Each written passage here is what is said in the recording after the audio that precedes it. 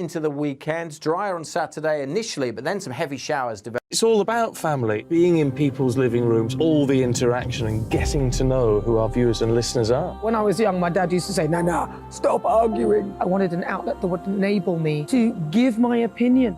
People are going through a really hard time right now, and I know that you don't feel like you're being listened to by the establishment. I came to GB News because it's the People's Channel, and I want the audience to have their say on the events of the day. We're dynamic. We do something different. Democracy shows that the wisdom of the nation is in its people.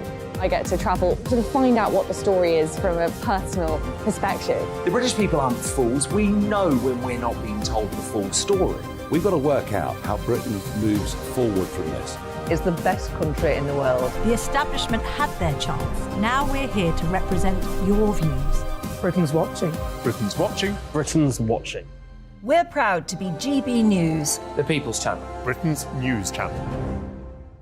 So Jubes and Co, we tackle the issues of the day with real robust debate, both sides of the fence, battling it out with me in the middle with my forthright opinions and views. And often really interesting things happen because you start with a position and then by the end of the debate you find actually, well, I might not have thought about that one. What we need in this country is 2 new political parties. You should maybe think about doing a 2024 calendar. I'm Michelle Dewberry and I'm keeping you company right through until 7 o'clock this evening. GB News, the People's Channel, Britain's watching. Start the day with GB News. We catch up on all the big stories you didn't hear the night before. And take a look at what the world's talking about this morning. That's right, Monday to Thursdays from 6 o'clock. It's Breakfast with Eamon and Isabel. Straight after breakfast, join us, Bev Turner and Andrew Pearce. We're going to take you through till noon. We'll be tackling the big topics of the day, including the things that the other channels just won't talk about. If it's happening here. Wake up to mornings on GB News, the People's Channel. Britain's news channel. I'm Simon Evans. Join me on GB News for Headliners at 11 p.m. What's the scoop? I'll be joined by 2 of the country's top comedians. That's right. As we take a look at tomorrow's newspapers tonight. We're going to get into trouble. If it's a big story, we'll be covering it. Spill some tea on him. There we go. But we'll also have some fun. I wouldn't stick up a bank. My father didn't love me. So anyway, Headliners every night from 11 on GB News, the People's Channel, Britain's news channel. Saturday nights on GB News. From 6 p.m, I'll give you my unique take on the world today. Then at 7, it's me, Calvin Robinson, with my Common Sense Crusade. New to GB News is the Saturday 5. 5 times the opinion. Join us every Saturday from 8 p.m. as we debate the week's stories. With us 4, plus a special guest. And at 9, of course, it's Mark Dolan Tonight. Saturday nights on GB News, the People's Channel, Britain's news channel.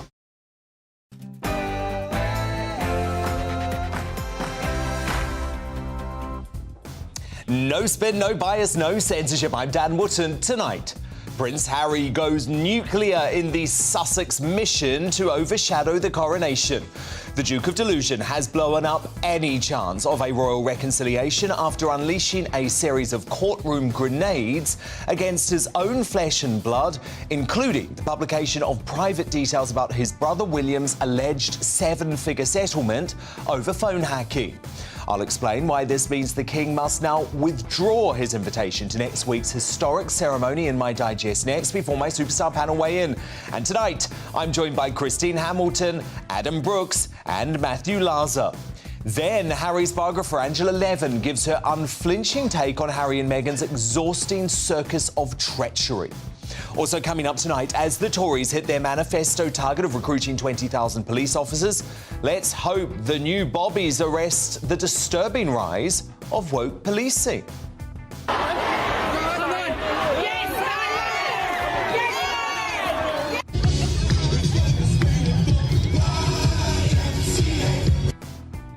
So is Superwoman Suella right that officers need to forget political correctness and return to common sense policing to keep people safe? That's our big debate. And breaking tonight, just as I predicted, Boris, Truss and Raab weren't enough for the out-of-control British deep state. Now the Whitehall blob is arming up to topple Steve Barclay, as the activist journalists at The Guardian report that the Health Secretary is the latest minister to be accused of quote-unquote bullying. Tory MP for Bury North, James Daly, hits out at the civil service's work-shy snowflakes, disrupting democracy. Live in the studio shortly. Plus, Humza Useless makes a terrifying offer to slippery Starmer. There is a hung parliament that of course we will cooperate. I'll say that unequivocally. We'll cooperate with anybody that is a progressive political party. But can Labour's flip-flopping leader be trusted to reject a socialist coalition of chaos, or will he happily jump into the SNP's scandal-ridden bed to secure power? We'll get stuck into that in the media buzz. Plus, as leading British Olympian Mariama Uchi hits out at the wrong and unfair participation of this trans athlete in the Women's London Marathon. 2024 will be the number 6, and then that's a week before London, so a week rest, but girl power. So that controversial runner, Glenique Frank, has since apologised, but Team GB athlete and British sock put champion Amelia Strickler says sorry won't undo the damage done. They're going to go head-to-head live in the clash. And as ever, stay tuned for a first look at tomorrow's newspaper front pages, hot off the press, plus a new Greatest Britain and Union Jackass revealed too. This is Dan Wootton Tonight. Let's go.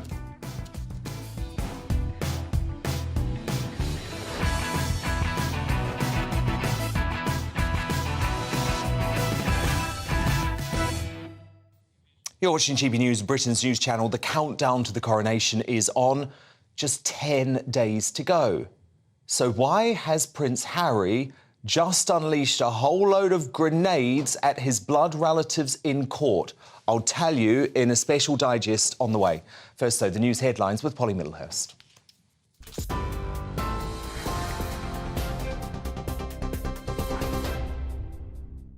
Dan, thank you, and good evening to you. Our top story on GB News tonight. Around 400 people with British passports have boarded evacuation flights escaping the violence in Sudan, with the first group arriving back in the UK today.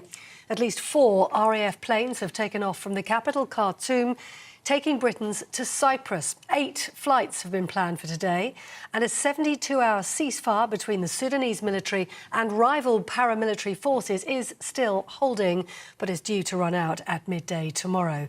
The Prime Minister says British forces are racing now to rescue as many people as possible before the ceasefire ends. Families with children, the elderly and those with medical conditions are being given priority. One man arriving at Stansted thanked British troops for bringing him home.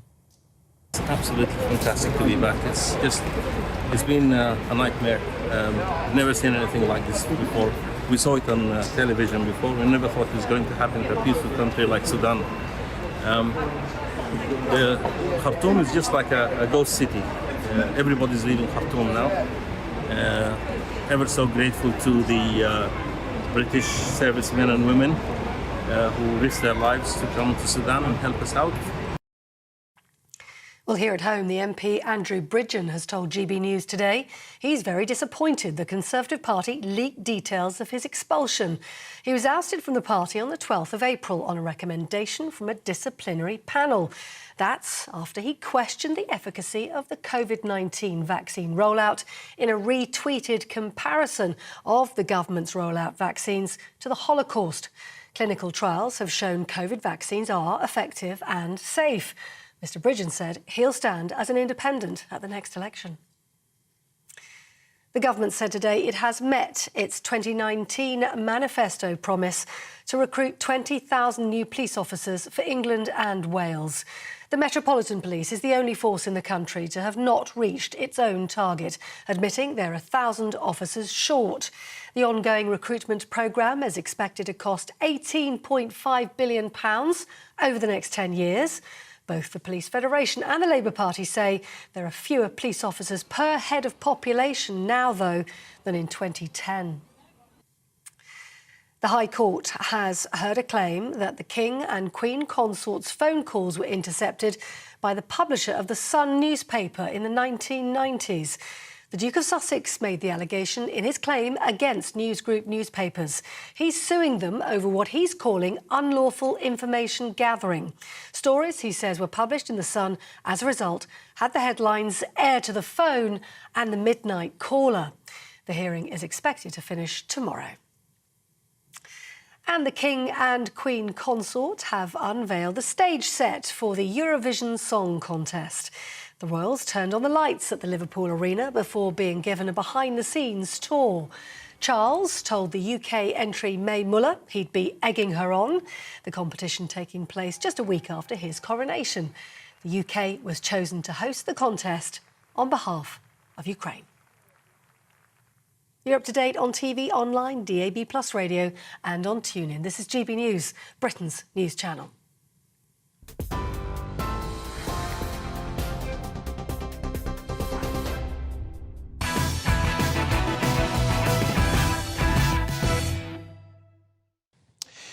If you had any doubt about my contention that Prince Harry and Meghan Markle are on a mission to overshadow the coronation as part of their deranged campaign to bring down the royal family, then the extraordinary developments in the High Court over the past 24 hours prove the case. With just 10 days before the biggest day in the life of King Charles and one of the most significant days in the recent history of the British monarchy, the Duke of Delusion unleashed a series of twisted grenades against his own flesh and blood.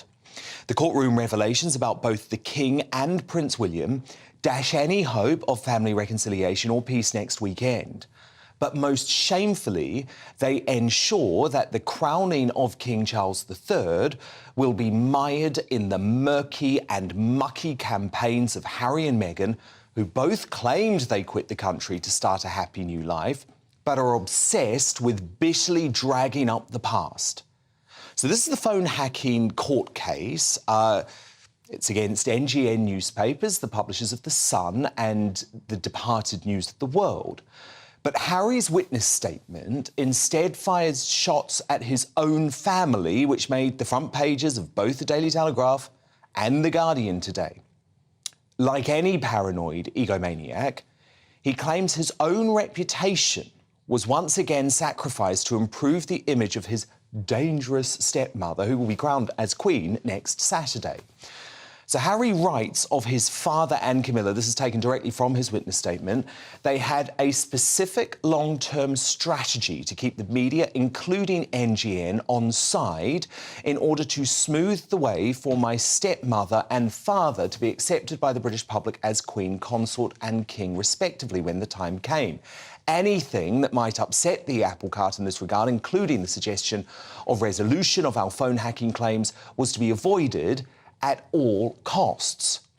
And once again, and this makes me mad, he paints his granny, the late, great Queen Elizabeth II, as some sort of hapless bystander who was continually overruled by her courtiers, who she was in charge of, and her son Charles. So he moans, I was summoned to Buckingham Palace and specifically told to drop the legal actions because they have an effect on all of the family.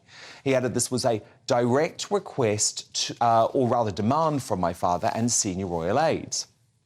But this is the worst. This is the worst moment of this case. He reveals, without permission, details of a private big money settlement of £1 million, according to the Daily Telegraph, between NGN and his brother Prince William. But he does that without also revealing that the large sum is believed to have been donated by Prince William to charity, and without revealing that without wills, this whole phone hacking scandal may never have been revealed in the first place. This is what Harry writes in the witness statement. He says, my brother, God, he hates him, doesn't he? My brother appeared to know an awful lot more than I did on the subject of phone hacking, although he did not tell me if that were the case. However, NGN still settled his claim for a huge sum of money in 2020 and seemingly with some favourable deal in return for him going quietly, so to speak. It was Meghan who this week blamed royal correspondents for creating a, quote, circus around the couple, which has to now be the most hypocritical comment I have ever heard. The ringmasters of this circus are the Duke and the Duchess themselves, because Harry is now using a futile, pathetic court case based on a personal vendetta less than 2 weeks before his father's coronation to cause maximum damage. I think King Charles needs to wise up. This is never going to stop. I appreciate it's late in the day, but the King should withdraw Harry's invitation to the coronation to make it clear to his son that this woke brand of treachery will not be consistently rewarded. To respond now, my superstar panel. The author and broadcaster Christine Hamilton, the businessman and activist Adam Brooks, and the former Labour Party advisor Matthew Larser. I mean, Christine, there are so many issues with this witness statement and with what Harry has done. Of course, the timing is the most important moment because he knew all of these revelations were going to come out just a matter of days, less than 2 weeks before the coronation. But can we talk first about the way that he's trying to present his brother, the future king? I mean, without Prince William, the whole phone hacking thing would never have been uncovered in the way that it was. And also, he donated this money, we believe, to charity, whereas Harry makes it look as if he's received some secret settlement from the Sun and pocketed the money. The only person who actually cares about making personal riches for themselves is Harry. As I have seen suggested, but I don't know whether it's fact, that the charity to which he donated the money was in fact the Invictus Games. Yes. So, I mean, what is Harry talking about? He is obsessed with jealousy about his brother, isn't he? Yes. By the way, there is absolutely nothing wrong with settling a hacking case out of court. We absolutely did. not. We had a case against all that lot, the News of the World. We settled out of court. People don't want to go to court, and in particular you don't want to go to court if you're the Prince of Wales, or whatever he was then, the Duke of Cambridge. Yeah, because it would have meant that the royals had to be in the stand. They would have been cross-examined, and neither side wanted that, Christine. No. NGN didn't want that, the royal family didn't want that, the Queen didn't want that. He did the family, William did the family a favour by settling out of court, and he gave the money away. What's wrong with that? But, I mean, Harry is such a hypocrite. He was born with a canteen of silver spoons in his mouth, where the rest of us have to put up with plastic or wood. He is so privileged. He's had an amazingly privileged life. He insists on picking over old wounds, scratching old scabs. He's got a massive chip on his shoulder. I just don't understand why he doesn't just let it go. But I have to say I disagree with you about not going to the coronation.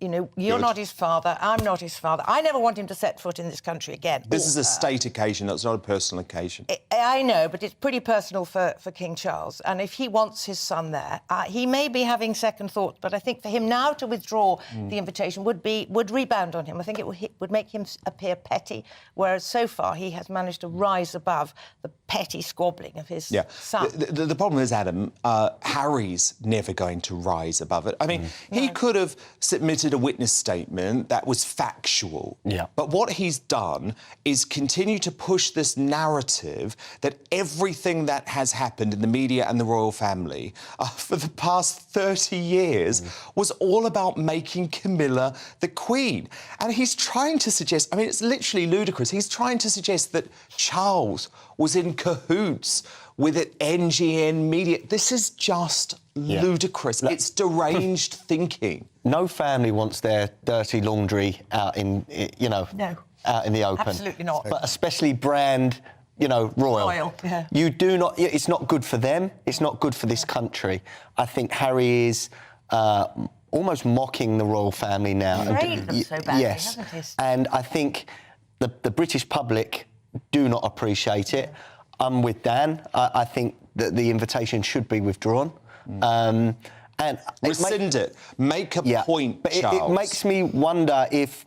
That would make him a victim. But it also makes me wonder whether they gave their children the royal titles, even though the royals are this bad institution that they say is racist and everything else. But did they give their children these titles so that didn't happen? Little Lilibet, who we've named after the late Queen, please make her a princess. But we also know that giving your children the royal titles, that enables them to earn money off the back of the royals for the next 20 or 30 years. This is all about the money. But look, Matthew Larser, how can there be any reconciliation now between Harry and William, or even Harry and his stepmother at the coronation next week? It feels impossible after this witness statement.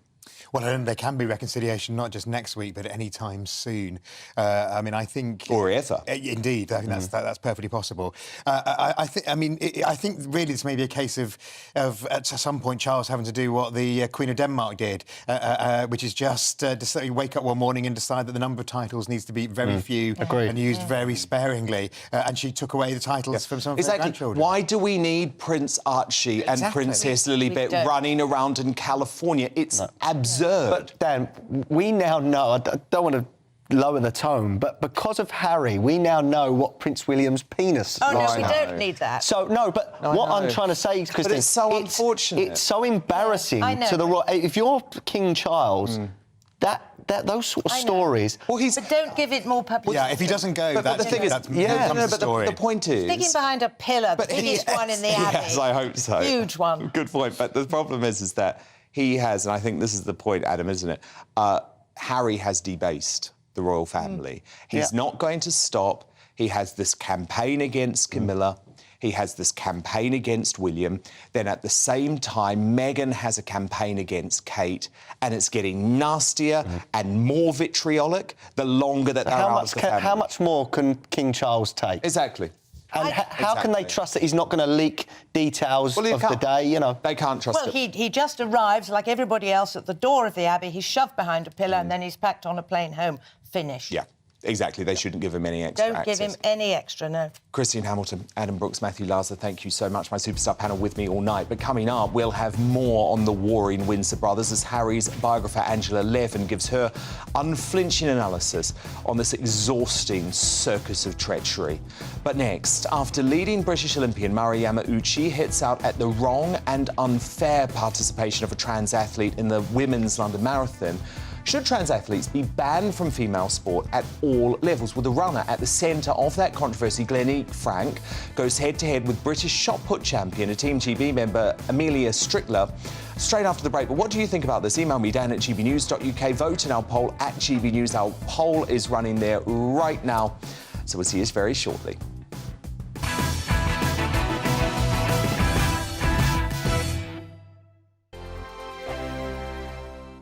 I joined GB News because I was sick and tired of not hearing my views being represented, not just mine, but so many people that I knew and spoke to. I just couldn't get my voice out there. I couldn't say anything, I couldn't do anything. Whatever the narrative was, I kind of had to follow it. GB News is there to provide a voice for those who have been ignored by the establishment media. We think different things, we've got a different style. GB News is here to be optimistic and positive about the future. It's real kind of dynamic and flowing, with the audience very much at the heart of it, like a big family. Here at GB News, we talk about the things that matter to you. Hearing the voices from right across our towns and cities, especially our towns. All sides of the argument represented with a heavy dose of opinion. We're on a mission here to make a difference. And the GB News family really is here for you, and whatever time of day you can watch or listen. Britain's watching. Britain's watching. We're proud to be GB News. The People's Channel. Britain's news channel. Monday to Thursday, 9 p.m. till 11 p.m. Join me, Dan Wootton. I'll bring you the sharpest takes and hottest debates. Do you not believe in prison? I don't believe in prison. I'm completely stunned. I guarantee you there'll be no spin, no bias, no censorship. I actually was personally quite offended by it. And no reason to go to bed. So I guess they've always been quite woke. That's Dan Wootton tonight on TV, radio and online. Monday to Thursday from 9 p.m. till 11 p.m. on GB News. The People's Channel, Britain's news channel. Start the day with GB News. We catch up on all the big stories you didn't hear the night before. And take a look at what the world's talking about this morning. That's right, Monday to Thursdays from 6 o'clock. It's Breakfast with Eamon and Isabel. Straight after breakfast, join us, Bev Turner and Andrew Pearce. We're going to take you through till noon. We'll be tackling the big topics of the day, including the things that the other channels just won't talk about. If it's happening here. Wake up to mornings on GB News. The People's Channel. Britain's news channel. New to GB News is the Saturday 5. Join us every Saturday from 8 p.m. as we debate the week's stories. Right, folks, that was a spicy one, wasn't it? With us four, plus a special guest. Sometimes she has to stick her foot in it. Sometimes she has to say things as they are. Sometimes I think we should keep the refugees and send the pensioners to Rwanda. Then we'd be in a much better state. Well, Benjamin, The Saturday 5. Saturday nights from 8. Only on GB News, the People's Channel. Britain's news channel. Join us every night on GB News at 11 p.m. for Headliners, which is 3 top comedians going through the next day's news stories, which is exactly what you need, because when the establishment has gone crazy, you need some craziness to make sense of it. So join us 11 p.m. every night on GB News, the People's Channel, Britain's news channel. Join me, Patrick Christie's, Monday to Friday, 3 till 6. We tackle the day's news agenda like you've never seen before. It's high tempo, high octane, the most controversial topics, and the best guests. You will not be able to take your eyes and ears off it. I'm not afraid to ask the questions that you really want answered. 3 till 6 p.m, Monday to Friday on GB News, the People's Channel, Britain's news channel. Every Sunday from 11. Join Michael Portillo. There will be topical discussion, looking at the week before and the week to come. So kick back and relax at 11 a.m. on Sundays on GB News with me, Michael Portillo. GB News, the People's Channel, Britain's news channel.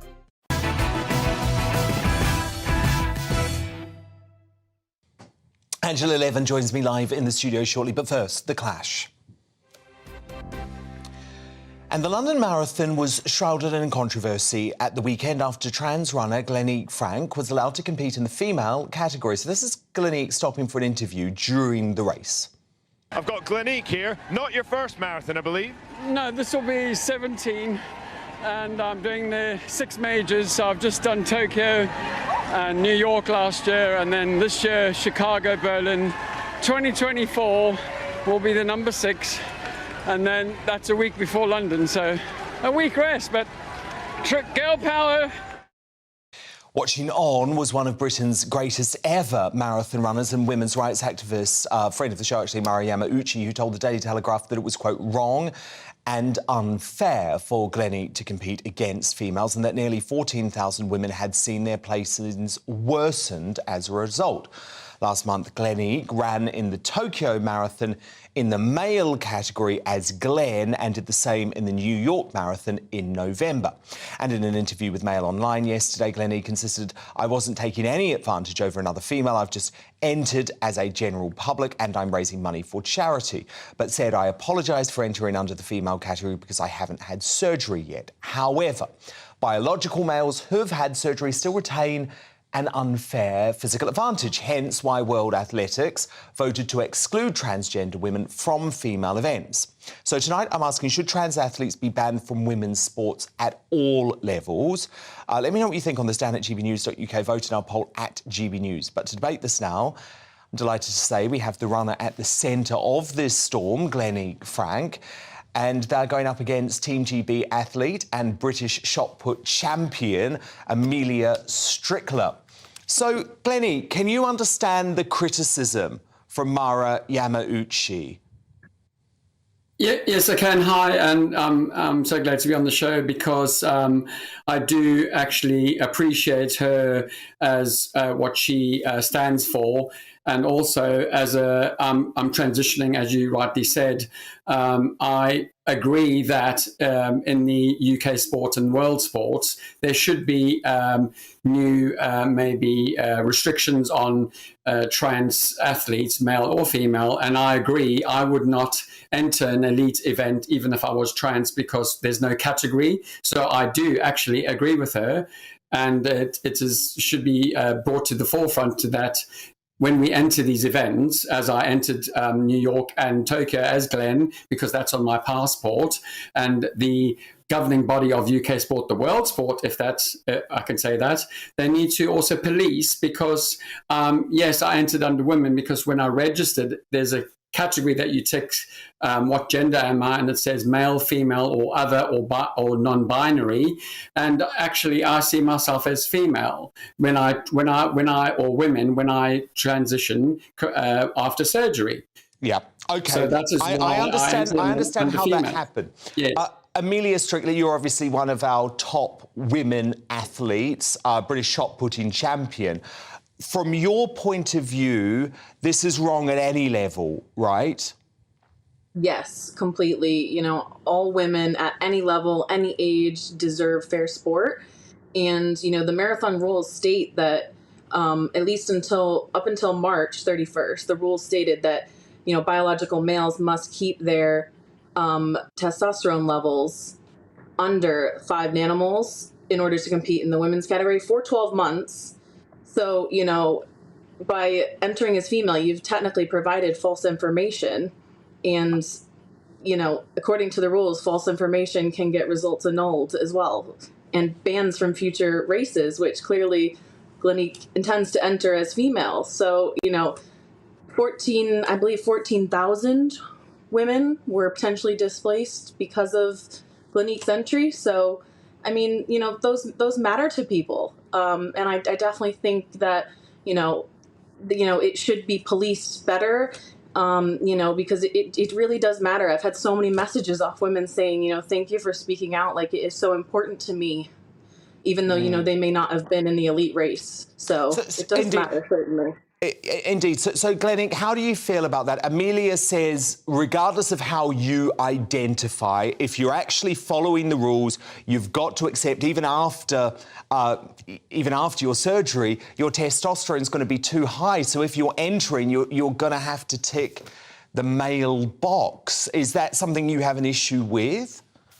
With regards to the testosterone, and also when I do go under hormone replacement therapy, it'll be very low. My testosterone is low anyway. But with regards to entering this event, I'm not an elite athlete.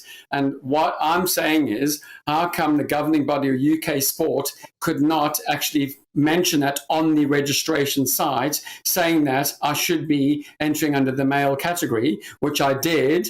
Because I had to think, hang on, what is my...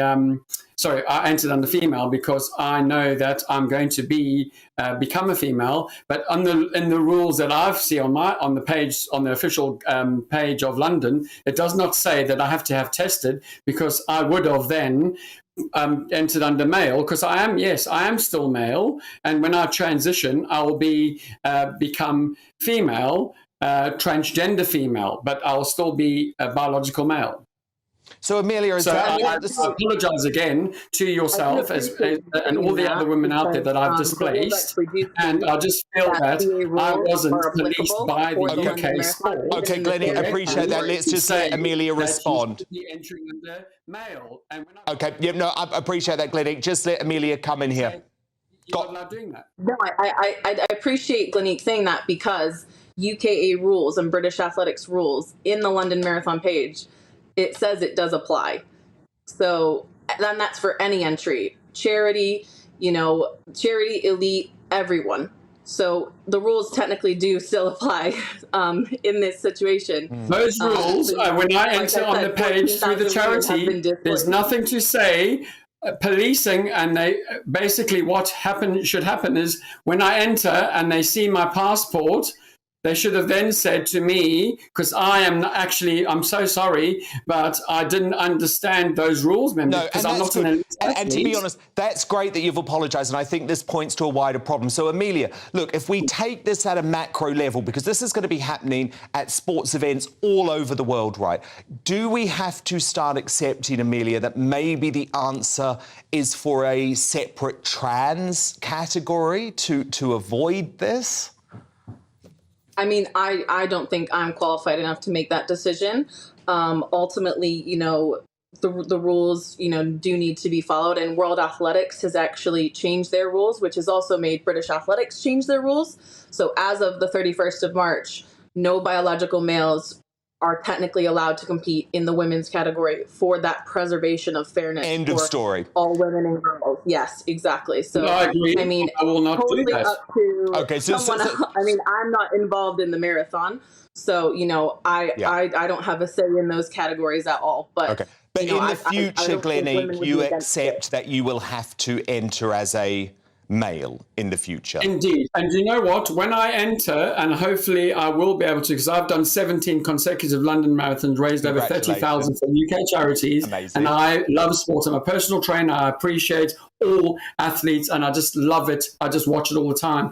But I will now, when I enter London, it's going to say gender, male or female. I'm going to tick male, because I don't want to cause what I've caused. I feel so sad now, upset. I know. Well, look, I really appreciate you coming on tonight. It was an important thing to do. I think you've put your case well, and I'm sure Amelia appreciates it too. So thank you so much to trans marathon runner Gleneek Enique Frank, and British shot put champion Amelia Strickler, of course, are a proud Team GB athletes. Who do you agree with on this? Should trans athletes be banned from women's sports at all levels? From Anthea, it's a no-brainer. Of course, they should be banned. You cannot remove all biological aspects of a male, including physique. This is exactly why we have separate male and female sports event.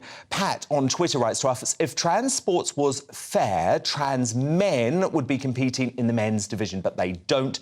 And from David, this is via the email, I have no issue with genuine trans people. I respect their choice and believe they should be supported, but this shouldn't really have ever been allowed. And your verdict is now in. Well, this is one of our most overwhelming polls. 97% of you say that trans athletes should be banned from women's sports at all levels. Just 3% saying they should be allowed to compete. Coming up, having seen off Boris, Truss and Rubb, the Whitehall blob are now gunning for Steve Barclay as the activist journalist at The Guardian, I bet you can imagine who, report that the Health Secretary is the latest minister to be accused of bullying. So Tory MP for Bury North, James Daly, is going to hit out at the civil servants disrupting democracy live in the studio later. But first, after Prince Harry shared private details of his brother's 7-figure settlement over phone hacking in a series of bombshell courtroom revelations, has he now blown his chance at reconciliation with William? Harry's biographer, Angela Levin, has her unflinching analysis on the Sussex mission to destroy the coronation. She's live next.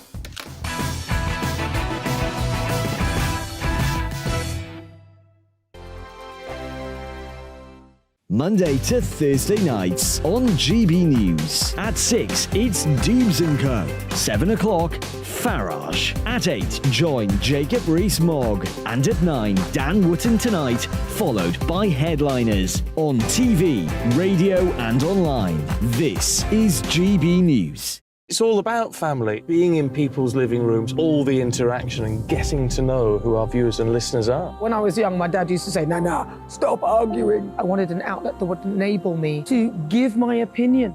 People are going through a really hard time right now, and I know that you don't feel like you're being listened to by the establishment. I came to GB News because it's the People's Channel, and I want the audience to have their say on the events of the day. We're dynamic. We do something different. Democracy shows that the wisdom of the nation is in its people.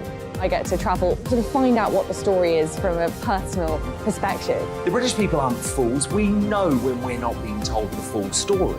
We've got to work out how Britain moves forward from this. It's the best country in the world. The establishment had their chance. Now we're here to represent your views. Britain's watching. Britain's watching. Britain's watching. We're proud to be GB News. The People's Channel. Britain's news channel. Westminster is going around in ever-decreasing circles, followed by the media. Britain is broken. How on earth did we get into this mess? But more importantly, how do we get out of it? Join me at 7 p.m, Mondays to Thursdays on Farage, here on GB News. We will have open, rational debate. We've got to work out how Britain moves forward from this. Join us here on GB News, the People's Channel. Britain is watching.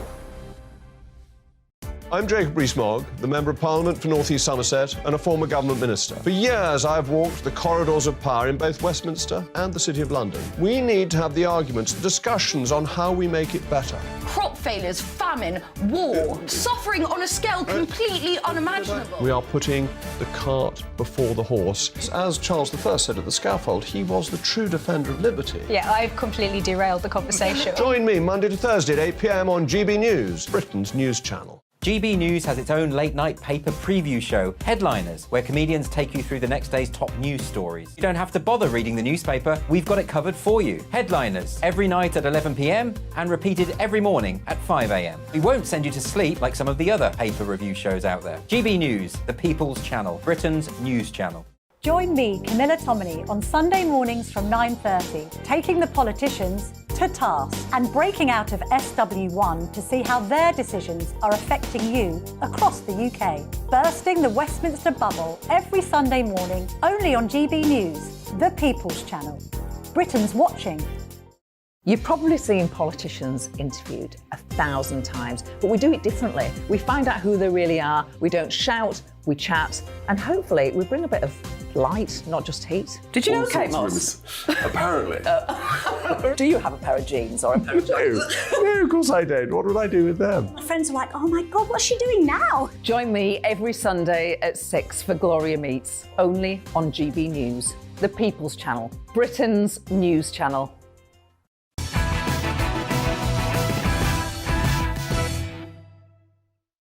Welcome back. Prince Harry's esteemed biographer Angela Levin joins me live now to dissect those astonishing High Court revelations, which I spoke about at the top of the show. So, Angela, you obviously are the British journalist who knows Harry best. You've spent a huge amount of time with him, but you're also Camilla's biographer too. What on earth is he doing 10 days before the coronation using a futile court case about something that happened years ago to throw grenades at his father, at his stepmother, at his brother, but also the late Queen, who yet again he portrays as some sort of bumbling fool who has no control over her own courtiers and her own son. I mean, this is so highly offensive, Angela. Yeah, let's start there. I don't actually believe the Queen said anything. It's very easy to say something about someone who's passed away. She wouldn't have actually given him permission. Yeah, where's the proof, Harry? Exactly. And I think he's just making things up. He's desperate, though. He's desperate to get the headlines, take it off King Charles and Queen Camilla, and to actually get there on the newspaper. And he doesn't care. And I think one of the reasons is that the people who still support him, silly fools, and Meghan, only get a snippet of what he's saying. They take that snippet and they don't listen to anymore, they don't want to hear anymore, but he's made a contact with them. And that's why also, just to divert for a second, that Meghan was talking about racism. It's to bring it back before the coronation begins. But the whole thing, I mean, the judge said to him, you know, you're very inconsistent, because he said he wanted to bring the case in 2019, but if he'd have known that he could speak earlier, he'd have brought it in 2012. And the judge said, but you didn't want to do that. You could, you know, this is nonsense. I think that's not the point. I think the point is to make a nuisance of himself, to get on the front pages. You know, that's why he came over before. It's completely unnecessary. This time he's watching it remotely from his home, which makes a lot more sense. But he wanted to start it with the aperitif, say, and this was the main meal, so he could lay back a little bit. But they are repugnant, aren't they? You cannot stand how they can be so rude. And they're laughing. They were laughing at us, actually, rather than together. It was very phony with the basketball they went to yesterday. Well, let's talk about that, actually, seeing that you've raised it. I mean, what was going on at the basketball? Because there was this very odd moment where Harry seemed to want to have a public kiss. In the past, Miss Meghan has always wanted this public display of affection. Instead, blocked him. Yeah, she turned away. She blocked him in a very similar way, actually, that Diana did very famously with Prince Charles at the polo in 1992. Match, yes. And so, you know, Meghan has long studied Diana. Do you think there was anything purposeful there? No, I think she didn't want him to kiss her. I think those days are possibly far less of an interest for her. But she then did a huge laugh. You can see this laugh. She opens her mouth wide and she leans over. Her whole body's laughing. But, you know, somebody like me thinks that it's all phony, and she's doing that laughter to sort of tease him, but really she didn't want him near her. You know, how could she disappear when he was talking about the spare? Very difficult for him, you know, to talk to all the people who wanted to be interviewed. I don't feel sympathetic, but I think that's a very awkward thing for somebody to do. She should have been there with him. She should have helped him. She wasn't. So now she's just come back freshened. She's changed the colour of her hair. She looks a bit like an Egyptian queen, you know, one of these rigid things, no expression on her face. Goodness knows what's happened. And she's laughing. She's roaring. What on earth could you mean, Angela? She only lives in Hollywood. But the thing that is so wrong about this is that, as you say, she scarpered over the past few months. She couldn't handle the embarrassment of Harry's autobiography, which was just awful. But why has she come back now, 10 days before the coronation, when all of the focus should be on Charles and Camilla? And this is so clearly planned, isn't it? Because we had the TED Talk video, we had, as you say, oh, we're being very happy-go-lucky and I'm dressing like a Californian at the basketball. This is an incredibly stage-managed event, and I believe it is because they want to cause ultimate distraction and disruption to the King's coronation. Yes, of course. That's the only reason they need to do it, because they want to get in the papers. They want to be there and beat the royal family. Well, Meghan's basically saying, if I can't be there, I'm still going to overshadow you. It's almost like she's trying to prove a point to them, isn't she? You thought you'd won because I'm not going to be there. She's always got to win, Meghan. She's always got to win. And she goes on and on and on. She's very determined. But I think, actually, it's now turning against them because how popular they are has sunk down into the earth. And people now feel much more compatible to King Charles because they see how dignified he is and how kind he is to people and how hard he's working now. And Queen Camilla too. And they went up to turn the lights on for the Eurovision Song Contest, and they looked as happy as can be. And I think people respond to that. I think they're getting on with their own life. Because you had Harry and Meghan at the basketball, you have William conducting a war memorial service. That is the difference between what these two brothers have chosen to do. And Harry claimed that he was going to go to California to continue a life of duty and service. Well, he hasn't done that. That's just a fact.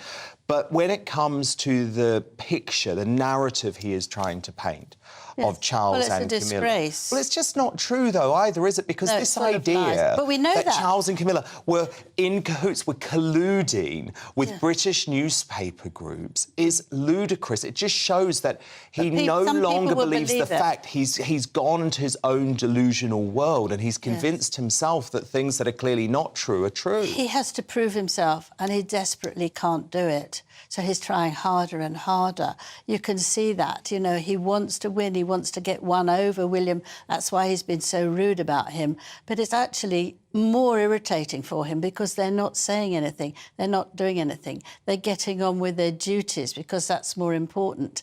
And I thought that people might just talk about the weather at the coronation with him, just to be very careful, because otherwise he'd sell whatever they said to someone else. I don't think they'll talk to him at all now. William won't.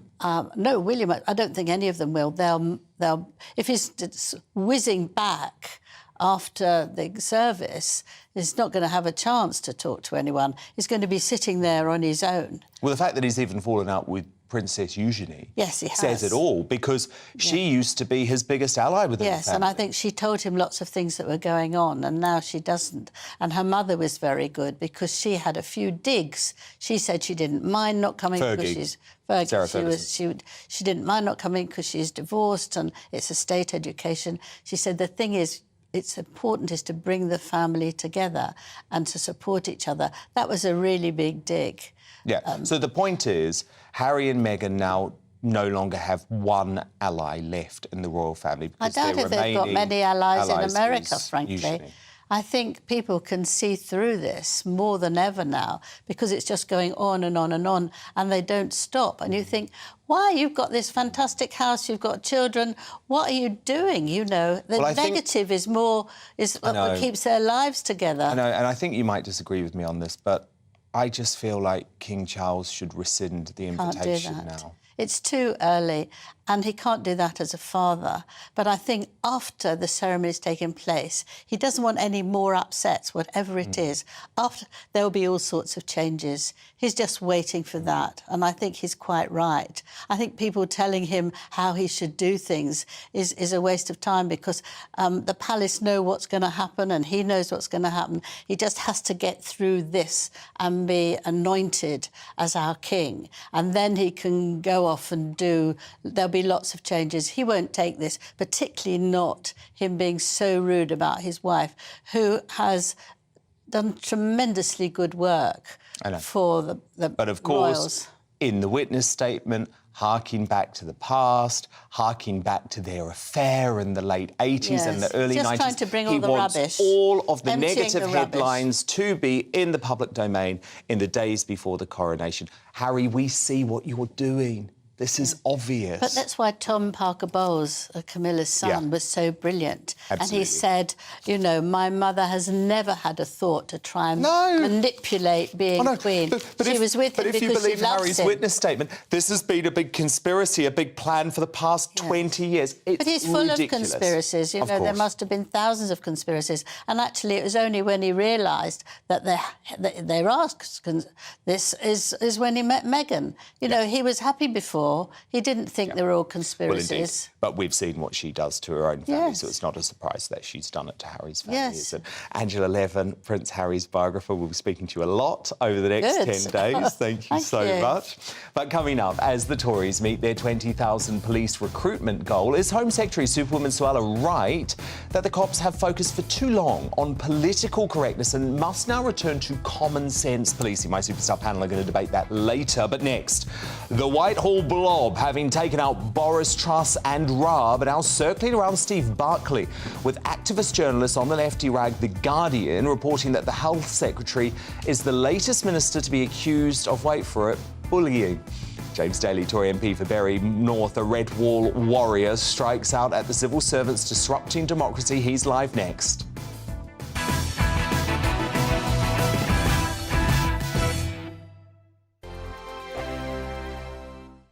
Monday to Thursday nights on GB News. At 6, it's Dubes & Co. 7 o'clock, Farage. At 8, join Jacob Rees-Mogg. And at 9, Dan Wootton Tonight, followed by Headliners. On TV, radio and online. This is GB News. First and foremost, I am a GB News fan, and I was before I was working here. Just love the fact that we're asking the questions that a lot of establishment media won't ask. With a bit of a twist, we not only want to inform you, but we want to keep you entertained. It's worth the drive because you get in and the team's all ready and waiting, they're itching to go, and it's a proper little family. GB News is the People's Channel. It's the audience that makes the programme sing. We're giving our viewers and our listeners a voice. I see the thousands of your letters, tweets, emails, you name it, coming in. Britain is broken. How on earth did we get into this mess? But more importantly, how do we get out of it? The establishment had their chance. Now we're here to represent you. It's time for something different. It's time for GB News. I'm very patriotic. I believe in Britain. Our best days lie ahead. Britain's watching. Britain's watching. Join us here on GB News. The People's Channel. Britain's news channel.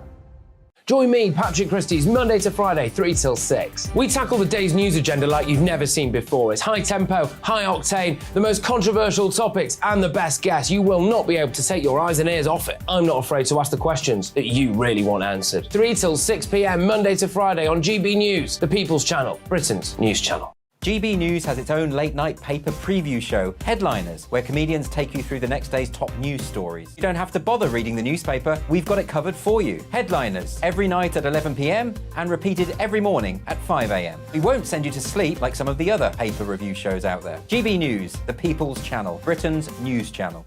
Join me, Camilla Tominey, on Sunday mornings from 9:30, taking the politicians to task and breaking out of SW1 to see how their decisions are affecting you across the UK. Bursting the Westminster bubble every Sunday morning, only on GB News, the People's Channel. Britain's watching. Hello, I'm Calvin Robinson. Do not miss my Common Sense Crusade Saturdays at 7 p.m. Join me for some in-depth discussions on faith. Is that not the start of the slippery slope? It's very much so. And the big moral questions of the day. I'm baffled. You've got some nerve.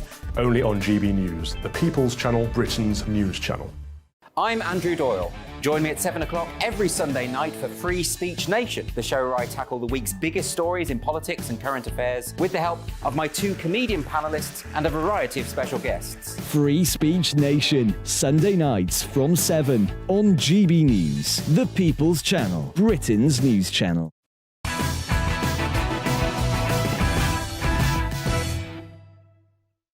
A first look at tomorrow's newspaper front pages hot off the press very shortly. But red wall smashing Conservative MP James Daly is tonight's outsider.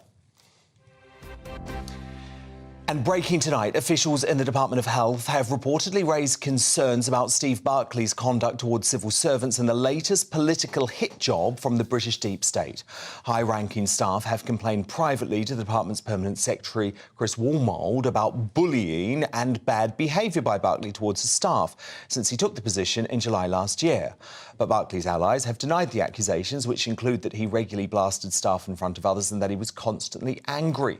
One civil servant complained Barclay's style is very macho. He would say that he's forensic, but in reality, he's a micromanager. He hauls people over the coals and is generally a bit unpleasant. Now, I'd say that actually sounds like a minister determined to do his job. The concerns over Barclay predate the report into Dominic Raab, which forced the Deputy PM to resign last week. But just like Raab, and as I predicted, the Westminster blob is now stitching up another Brexit supporting Tory MP. So, James, I mean, this was so obviously going to happen. Steve Barclay is the new target of Pippa Crerar at The Guardian, colluding with these civil servants in the blob. I don't even think this is a story. There's been no complaints made, formal complaints being made to the department. I think, Dan, we're producing a generation of work-shy snowflakes who don't want to be held accountable for anything. I was Dominic Raab's parliamentary private secretary. Oh, I spent hours with him in these meetings. He is one of the finest ministers I came across. Is he a bully? He's a yakka boy. I never saw him any of that behaviour. Do you know what he was, though? He wanted to deliver for the people who elected him. He had priorities which he wanted his department to deliver. And that's what people don't like these days. They don't want to be held accountable for delivering for the British people. Politicians who do that, like Steve Barclay, the left are out to get them because the left aren't interested in the outcomes. They're interested in this very strange world that they inhabit, where it's sort of I don't have the words to explain. You know, these hit jobs from, as you said, from various people, but including left-wing unions who were determined to get Dominic Raab. He was a fine minister. He was brought down by nonsense. Now, whether Dominic should have said when he did, I think it was Sophie Ridge, if I have a finding against me, I will resign. I don't know whether he should have said that or not, but I don't think he should have resigned in the situation he found himself in. He was a fine minister. Steve Barclay's doing a great job. He's taking on left-wing unions who are demanding a 35% pay rise. This is why they don't like him. Of course. The junior doctors are going out on strike. You know, this is why people who stand up to the left, this is what happens. They try and do. Well, look, and sort of connected, actually, fury has broken out, as it's been revealed, Foreign Office and staff at the Foreign Office were actually working from home while fighting erupted in Sudan, putting thousands of Brits in danger. This is a massive issue to me because I don't think the work from home culture works. I think it's a national scandal. Why are they actually working from home? Why? You know, we get back to that point about, for the left wing, for the civil service, they're not interested in the outcomes. They're not interested in productivity. They're interested in a different world where people don't have to deliver, don't have to do the job properly. I think the report says that 60% of the offices or desks were unoccupied in the Foreign Office at this particular time. Nobody in their right mind can surely argue that that's a good thing for our national security and defending the interests of the country. Why are they not there? But this is infecting organisations throughout the country. My council in Bury, most of the people who work there are not back. You're kidding? No, and it's council. And what's the reason behind that? There is no reason. It's to serve their own interests. And the problem is, most of these people know they've got a job for life, paid for by taxpayers, so they don't have the same pressure as in the private sector, where if they're not performing, they might lose their job. But Dan, they're hollowing out high street. So in my area, you know, the little sandwich shop was relying on people going, you know, at lunchtime to go and get it. Town centres are being absolutely gutted out because of this. You know, organisations like the CPS, so I'm a lawyer, the Crown Prosecution Service. I was speaking to somebody in the Greater Manchester Crown Prosecution Service and the Staffordshire Crown Prosecution Service. Some of them haven't been in since before the pandemic. These are lawyers since before the pandemic. Why is it happening?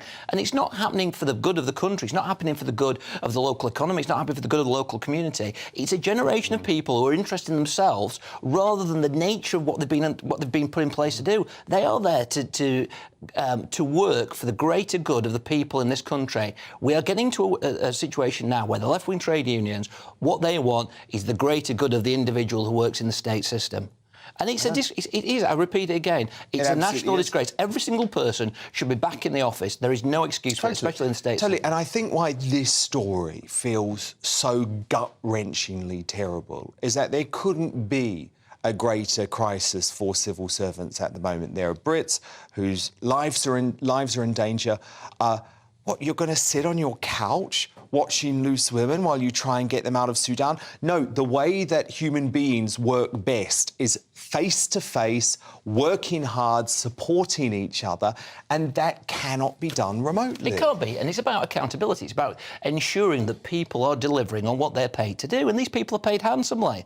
This myth that exists that the public sector is badly paid compared to the private sector, they get huge pension contributions. They're far better paid than most of my constituents. No pay cuts over COVID. No pay cuts again. And it is depriving this country of the efficient civil service that should be there to act and to protect people's interests. Yet, what do we have? Not turning up. When they turn up, they complain about ministers who want them to do the job.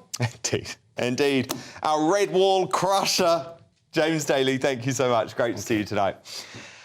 But coming up, as Bud Light sales drop by a whopping 17% following its disastrous ad campaign featuring trans activist Dylan Mulvaney, should it be a warning to businesses that if you go woke, you'll go broke? Well, the best-selling author of We Need to Talk About, Kevin Lionel Shriver, has a fascinating take on this. She's here later. But next, the Conservatives have reached their goal of putting 20,000 more bobbies on the beat. But is Home Secretary Superwoman Suella correct that the coppers must ditch political correctness and return to common sense policing if they're going to keep people safe? My superstar panel debate that, and we're going to have tomorrow's newspaper front pages hot off the press. We're back in just 2 minutes' time.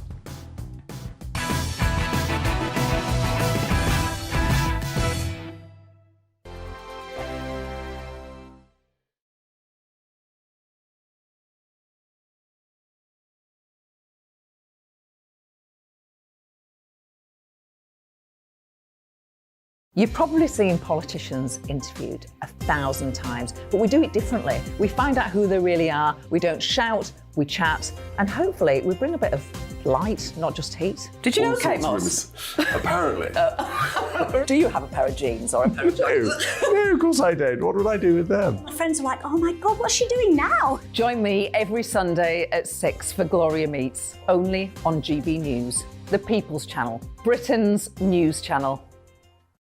I'm Jacob Rees-Mogg, the Member of Parliament for North East Somerset and a former government minister. For years, I've walked the corridors of power in both Westminster and the City of London. We need to have the arguments, the discussions on how we make it better. Crop failures, famine, war, suffering on a scale completely unimaginable. We are putting the cart before the horse. As Charles I said at the scaffold, he was the true defender of liberty. Yeah, I've completely derailed the conversation. Join me Monday to Thursday at 8 p.m. on GB News, Britain's news channel. Here on GB News Live, we'll be keeping you in the picture, finding out what's happening across the country and finding out why it matters to you. We'll have the facts fast with our team of reporters and specialist correspondents. Wherever it's happening, we'll be there from 12 noon on TV, radio and online. GB News, the People's Channel, Britain's news channel. I'm Andrew Doyle. Join me at 7 o'clock every Sunday night for Free Speech Nation, the show where I tackle the week's biggest stories in politics and current affairs with the help of my 2 comedian panellists and a variety of special guests. Free Speech Nation, Sunday nights from 7 on GB News, the People's Channel, Britain's news channel. Here on GB News, we're starting the conversation and having the debate that the establishment won't have. No one will be cancelled. Join me at 4 p.m. every Saturday and Sunday. We'll be discussing all the big topics of the weekend. Oh, get cracking! Always honest, always fun. Only on GB News, Britain's news channel.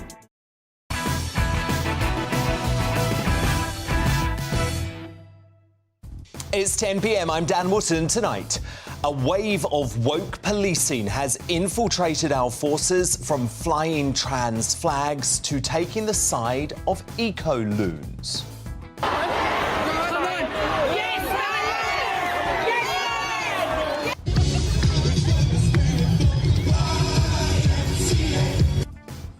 But have no fear, Superwoman Suella is here, and after impressively hitting her target of recruiting 20,000 new police officers today, she promised to lay down the law to those politically correct coppers. Police really shouldn't be intervening in what is a foundation of our democracy. So, is the Home Secretary right to demand a return to common sense policing in the age of woke? That's the big debate with my superstar panel next. And tonight, I'm joined by Christine Hamilton, Adam Brooks and Matthew Laza. In a terrifying come and get me, please, Scottish leader Humza Useless has said he would be willing to enter the coalition of chaos. There is a hung parliament. That of course we will cooperate. I'll say that unequivocally. We'll cooperate with anybody that is a progressive political party. So can we really trust the king of the flip-flop, Keir Starmer, not to get into bed with the scandal-ridden SNP? We'll thrash that one out in the media buzz. Plus, after her insulting coronation snub, the Duchess of Sussex is upping the public appearances and she's modelling a brand new look. However, is top Daily Mail columnist Sarah Vine right when she says that the Montecito makeover is a telltale sign of Meghan's ambitious streak? Assistant editor of the Mail on Sunday and their chief royal scoopbreaker Kate Mancy offers her fascinating reporting in Uncancelled. Also on the way tonight, as Bud Light sales fall by a staggering 17% after this ad starring trans influencer Dylan Mulvaney. This month, I celebrated my day 365 of womanhood, and Bud Light sent me possibly the best gift ever. Has a real warning shot now been sent to corporate elites that if you go woke, you go broke? Best-selling author of We Need to Talk About Kevin, Lionel Shriver, gives her unflinching take. And was the Bank of England boss out of touch or on the money for saying Britons must accept they will be poorer amid inflation caused by the Bank of England? Find out when I crown tonight's Greatest Britain and Union Jackass. We're going to have the first front pages hot off the press in mere moments too, right after the news with Polly Middlehurst.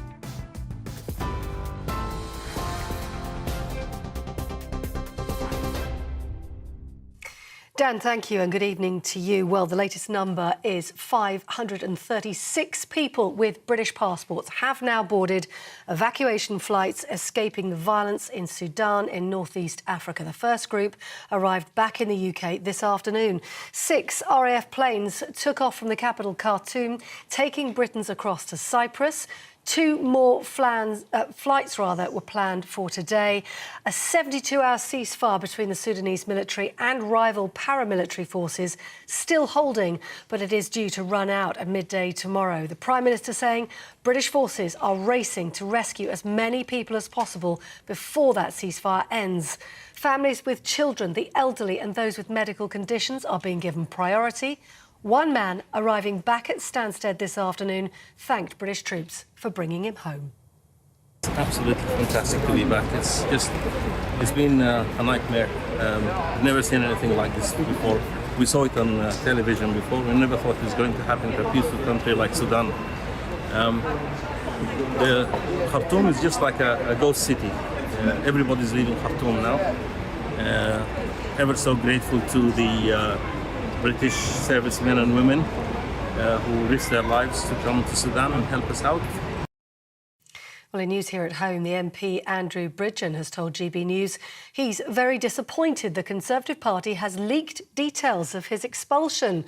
He was ousted from the party on the 12th of April on the recommendation of a disciplinary panel. That's after he questioned the efficacy of COVID-19 vaccines in a retweeted comparison of the government's rollout to the Holocaust. Clinical trials have shown COVID vaccines are effective and safe. Mr Bridgen said he's going to stand as an independent at the next election.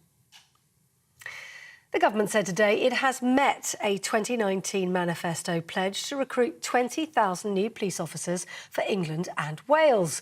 The Metropolitan Police, the only force in the UK not to have reached its own individual target, admitting they are 1,000 officers short.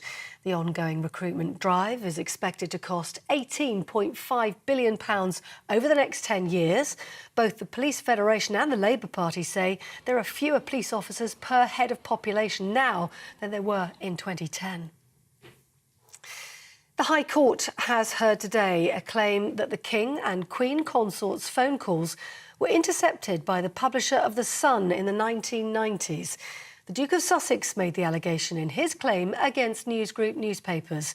He's suing them over what he's calling unlawful information gathering. Stories he says were published in The Sun as a result had the headlines heir to the phone and the midnight caller. The hearing is expected to finish tomorrow. And the King and Queen Consort themselves have unveiled the stage set for the Eurovision Song Contest today. The royals turned on the lights at the Liverpool Arena before being given a behind-the-scenes tour. Charles told the UK's entry May Muller he'd be egging her on, the competition taking place a week after his coronation. The UK was chosen to host the contest on behalf of Ukraine. On TV, online, DAB+ radio and on the TuneIn app, this is GB News.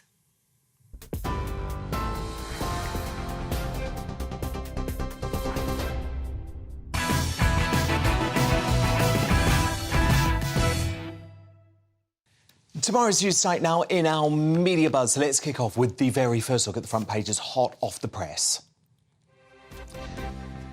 And the Metro reports on a magazine writer's court claims that Donald Trump raped her in the fitting room of a department store back in 1996. E. Jean Carroll told a judge in New York that she's here to get her life back. The Eye carries a front-page warning from the Royal College of GPs about a weight loss drug sold illegally on Facebook that is popular with the likes of Elon Musk and other celebs. Meanwhile, Angela Rayner's position as deputy leader is said to be under threat as Keir Starmer sidelines her. I think it's probably going to be sidelined from some of those other portfolios that she holds. They hate each other, really. They really hate each other. Almost as much as Harry and William.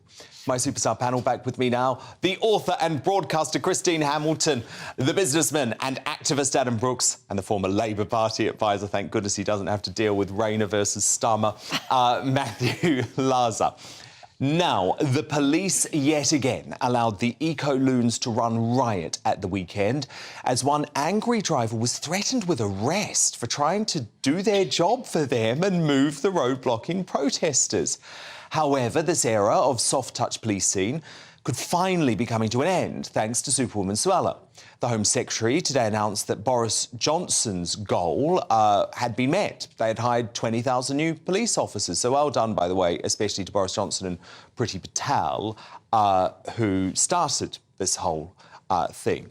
But Suella added none of them were to be recruited as woke coppers. Look.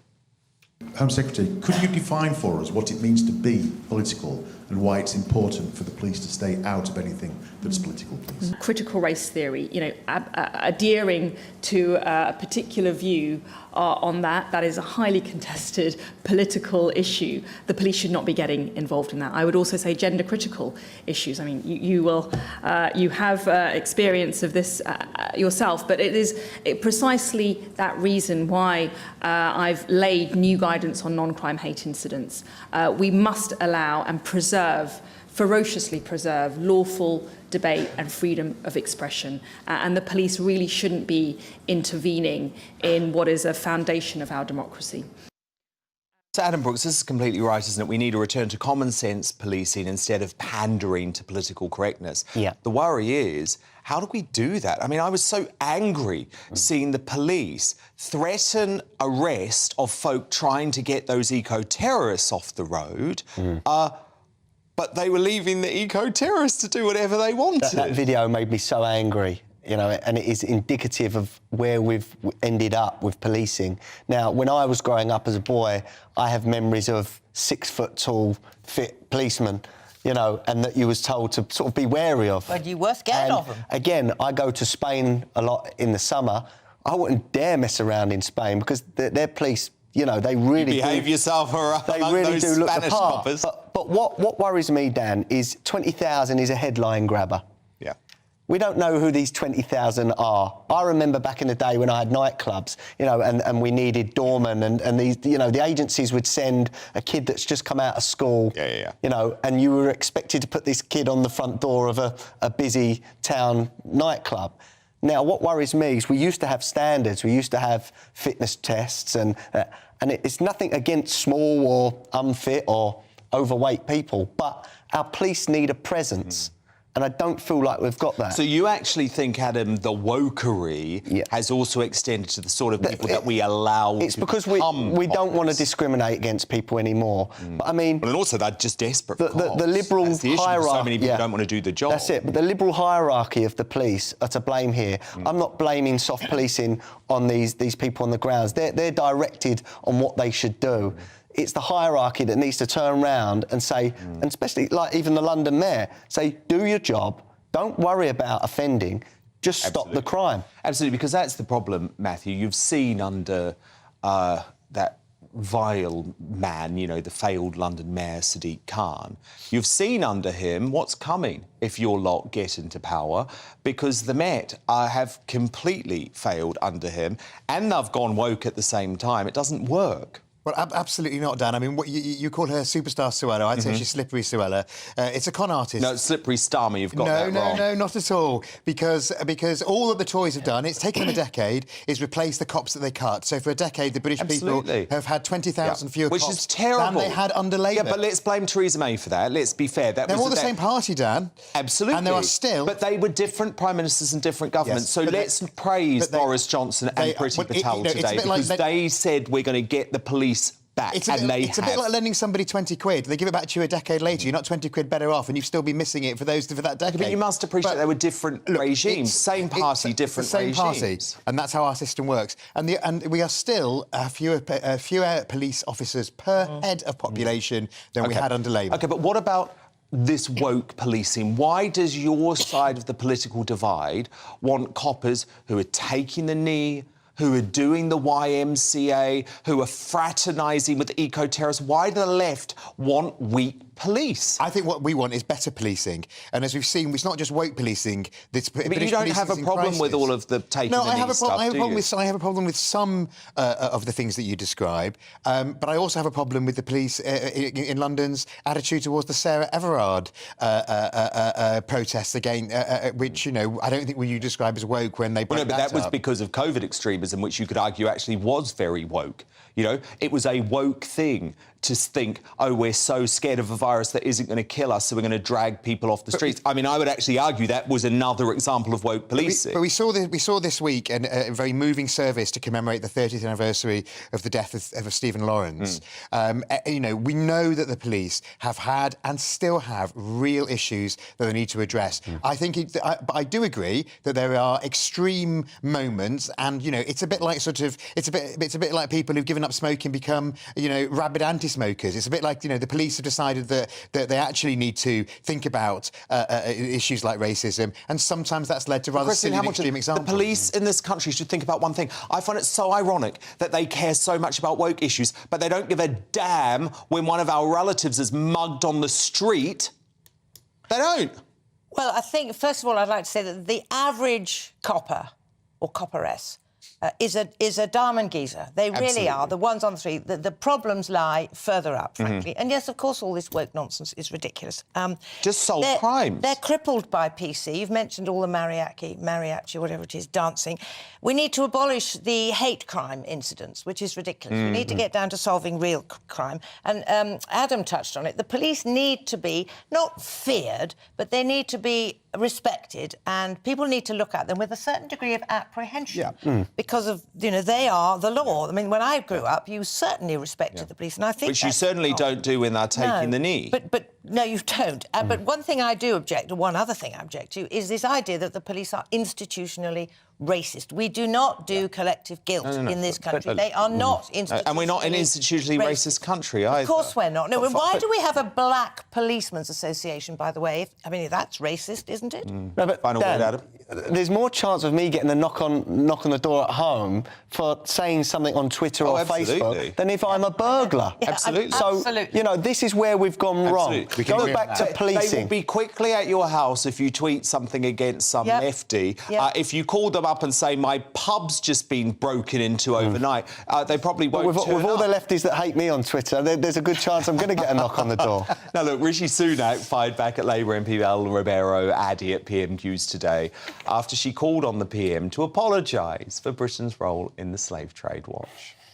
I want to ask the Prime Minister today if he will do what Bernie Grant asked all those years ago, what I have asked and what countless others have asked since, and offer a full and meaningful apology for our country's role in slavery and colonialism and commit to reparatory justice. No, Mr. Speaker, that what I think our focus should now be on doing is, of course, understanding our history in all its parts, not running away from it, but right now making sure that we have a society which is inclusive and tolerant of people from all backgrounds.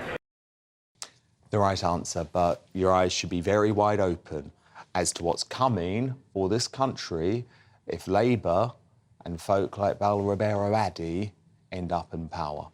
Matthew Laza, Adam Brooks, Christian Hamilton, thank you so much. Do stand by, because coming up, as the SNP's Humza Useless says he would cooperate with a Labour government to see the back of the Tories, is Slippery Starmer willing to clamber into bed with the scandal-hit Scottish separatist? My Superstar panel will return to tackle that soon. But next, after she slams trans star and controversial Bud Light promoter Dylan Mulvaney as a calculating opportunist, best-selling author and journalist Lionel Shriver joins me to ask why woke corporations keep prioritising virtue signalling over their customers. Lionel Shriver live next.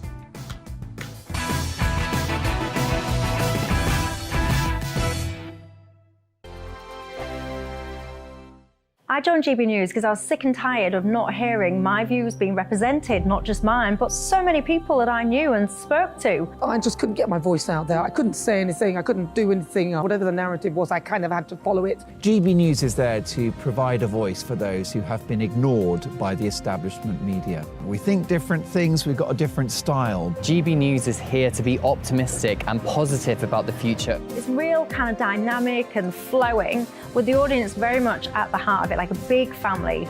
Here at GB News, we talk about the things that matter to you. Hearing the voices from right across our towns and cities, especially our towns. All sides of the argument represented with a heavy dose of opinion. We're on a mission here to make a difference. And the GB News family really is here for you, and whatever time of day you can watch or listen. Britain's watching. Britain's watching. We're proud to be GB News, The People's Channel. Britain's news channel.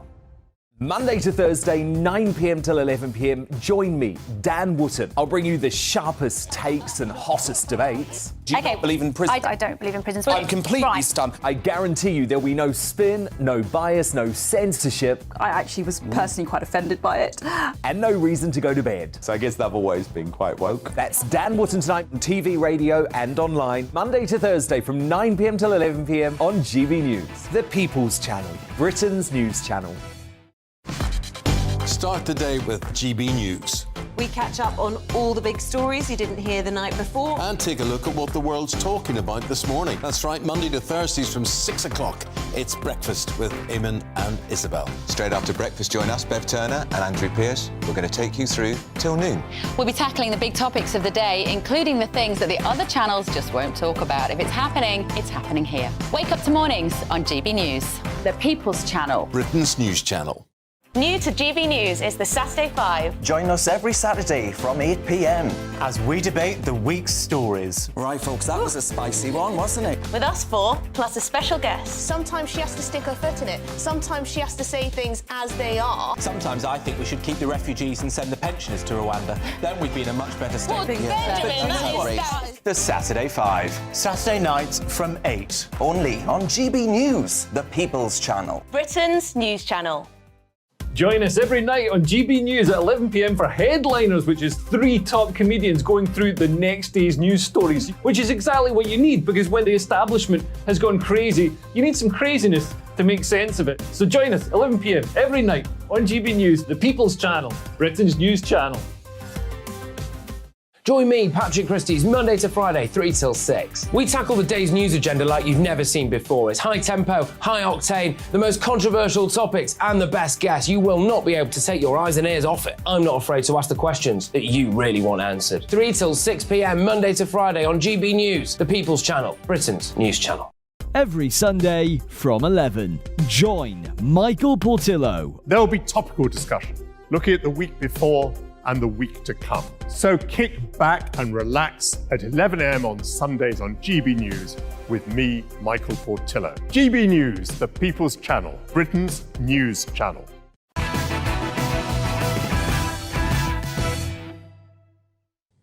Welcome back. Now, following a staggering 17% drop in sales, Bud Light may be the clearest example yet of the go woke, go broke phenomenon. After the beer brand alienated ordinary Americans with its ad campaign starring the trans influencer Dylan Mulvaney. This month, I celebrated my day 365 of womanhood, and Bud Light sent me possibly the best gift ever, a can with my face on it. Check out my Instagram story to see how you can enjoy March Madness with Bud Light and maybe win some money too. Love ya! Cheers! Go team! Whatever team you love, I love too. Okay. But corporate wokeism is a trend that has long since come to these shores. Just this week, Waitrose spotted encouraging shoppers to swap our meat for vegetables in order to reduce our carbon footprint. And remember this, diversity managers at Marks & Spencer rolling out badges for staff with their preferred pronouns to avoid misgendering. Well, to discuss this now, I'm delighted to be joined by the columnist and best-selling author of We Need to Talk About, Kevin Lionel Shriver. And Lionel, look, this is something I know that you have seen in the publishing world for a long time, but why do corporates keep doing this when it doesn't actually look like the public want it? Well, what's bizarre about the whole trend is that it's not in the interest of making money. That's what makes it so baffling. Yeah. If Anheuser-Busch were intelligently appealing to a whole new demographic and we're going to expand the market for Bud Light, that would be one thing. But they're especially focusing this kind of campaign with Dylan Mulvaney on Gen Z. Well, they were born after 2000. And most of those people, I mean, the drinking age in the US is 21. Most of those people can't even drink yet. So it's so wrong-headed. I mean, the same, as you know, the same thing has happened in the publishing industry. All they seem to care about is diversity, equity, and inclusion, and not selling books that people want to buy. And that's what's so baffling about this whole trend. I can see why products, you know, and in marketing people, I mean, they're very alert to trends, they want to be with it. And that's clearly an ingredient. But they also should want to make money. That's the whole purpose of marketing, to sell more of your product. And this turned into a much bigger story than I would ever have imagined possible. It's all over the New York Post. But don't you think it's just so representative, though, of where we're at? Because, as you say, companies don't actually seem to care about making money. They just want to move up the ranks of the social responsibility tables run by organisations like Stonewall. And then you have Dylan Mulvaney himself. And you've actually described him in a brilliant column in The Spectator as a calculating opportunist. As a woman, do you feel offended by the Dylan Mulvaney shtick? Because basically, as far as I can tell, he actually seems to mock what it is to be a woman. It's like performative being a bimbo. To him, that's what it is to be a woman. So I don't understand why brands would want to get on board with that if they're trying to attract female customers. I'm a little torn on this because on the one hand, yeah, it's totally offensive. It is a drastic stereotype of what it is to be a female. And even in 1950s terms, you know, he talks about crying all the time. He prances around. He's obviously incredibly weak physically. The way he moves his body is prissy and basically pathetic. His whole thing is pathetic. But on the other hand, it comes across to me as a piss take. I mean, it's almost like he's taking the mickey. And as I noted in the column, if I didn't know who this guy was, and I looked at one of these videos innocently, I would have thought that he was taking the mickey out of both sexual stereotypes and transgenderism. That this is a satire. That's the way it comes across.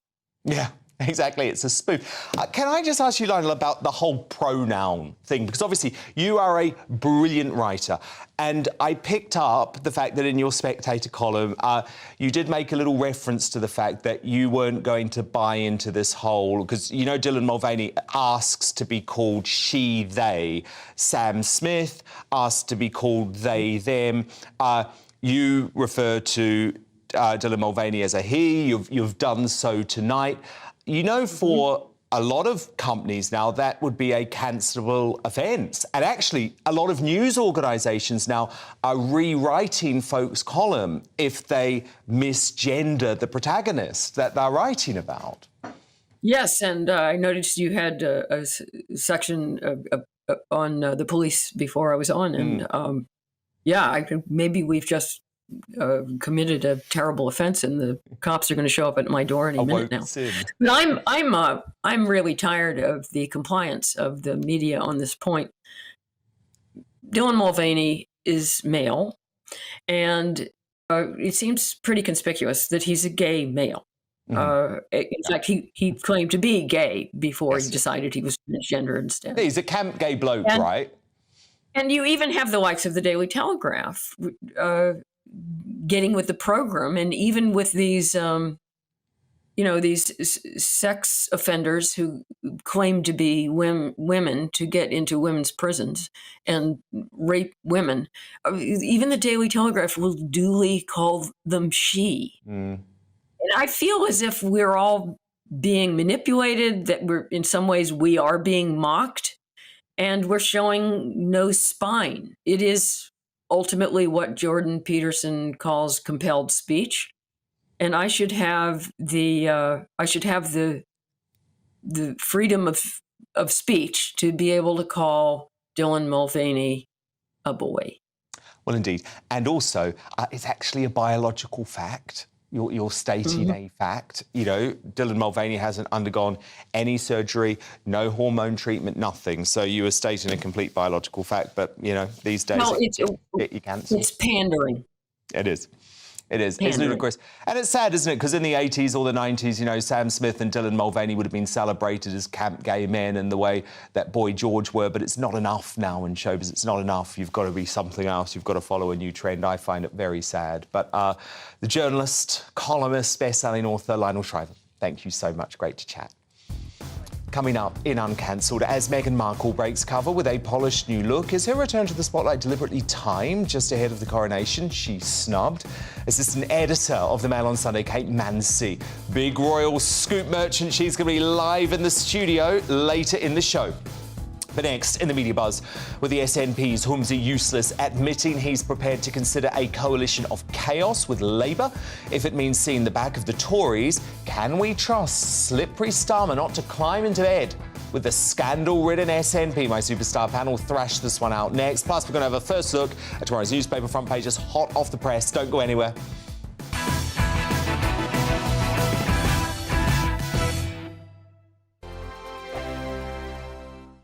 I joined GB News because I was sick and tired of not hearing my views being represented, not just mine, but so many people that I knew and spoke to. I just couldn't get my voice out there. I couldn't say anything. I couldn't do anything. Whatever the narrative was, I kind of had to follow it. GB News is there to provide a voice for those who have been ignored by the establishment media. We think different things, we've got a different style. GB News is here to be optimistic and positive about the future. It's real kind of dynamic and flowing, with the audience very much at the heart of it, like a big family. Here at GB News, we talk about the things that matter to you. Hearing the voices from right across our towns and cities, especially our towns. All sides of the argument represented with a heavy dose of opinion. We're on a mission here to make a difference. And the GB News family really is here for you, and whatever time of day you can watch or listen. Britain's watching. Britain's watching. We're proud to be GB News. The People's Channel. Britain's news channel. Westminster is going around in ever-decreasing circles, followed by the media. Britain is broken. How on earth did we get into this mess? But more importantly, how do we get out of it? Join me at 7 p.m, Mondays to Thursdays on Farage, here on GB News. We will have open, rational debate. We've got to work out how Britain moves forward from this. Join us here on GB News, the People's Channel. Britain is watching. You've probably seen politicians interviewed 1,000 times, but we do it differently. We find out who they really are, we don't shout, we chat, and hopefully we bring a bit of light, not just heat. Did you know Kate Moss? Apparently. Do you have a pair of jeans or a pair of jeans? No, of course I don't. What would I do with them? My friends are like, oh my God, what's she doing now? Join me every Sunday at 6 for Gloria Meets, only on GB News, the People's Channel, Britain's news channel. I'm Jacob Rees-Mogg, the Member of Parliament for North East Somerset and a former government minister. For years, I've walked the corridors of power in both Westminster and the City of London. We need to have the arguments, the discussions on how we make it better. Crop failures, famine, war, suffering on a scale completely unimaginable. We are putting the cart before the horse. As Charles I said at the scaffold, he was the true defender of liberty. Yeah, I've completely derailed the conversation. Join me Monday to Thursday at 8 p.m. on GB News, Britain's news channel. New to GB News is the Saturday 5. Join us every Saturday from 8 p.m. as we debate the week's stories. Right, folks, that was a spicy one, wasn't it? With us four, plus a special guest. Sometimes she has to stick her foot in it. Sometimes she has to say things as they are. Sometimes I think we should keep the refugees and send the pensioners to Rwanda. Then we'd be in a much better state. Well, Benjamin, that is... The Saturday 5. Saturday nights from 8. Only on GB News, the People's Channel. Britain's news channel.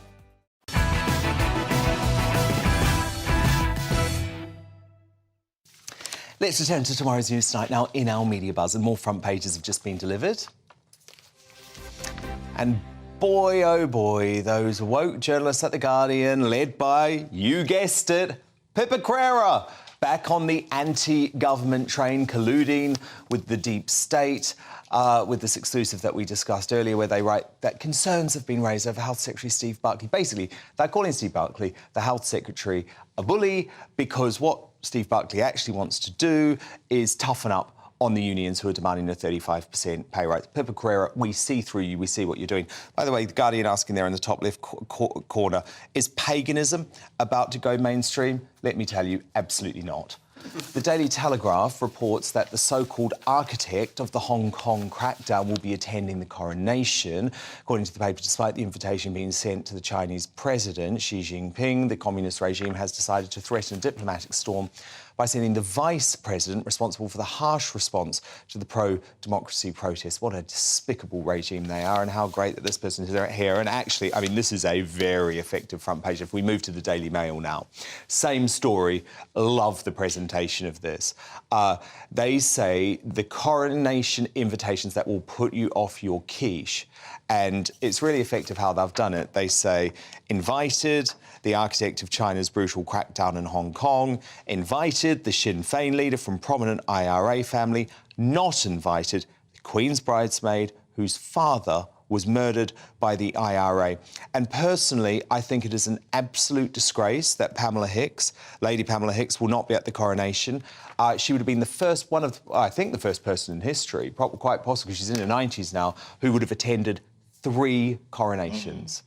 You know, I just don't get it. Her daughter is the goddaughter of King Charles. Very odd to me. Very odd decisions being made.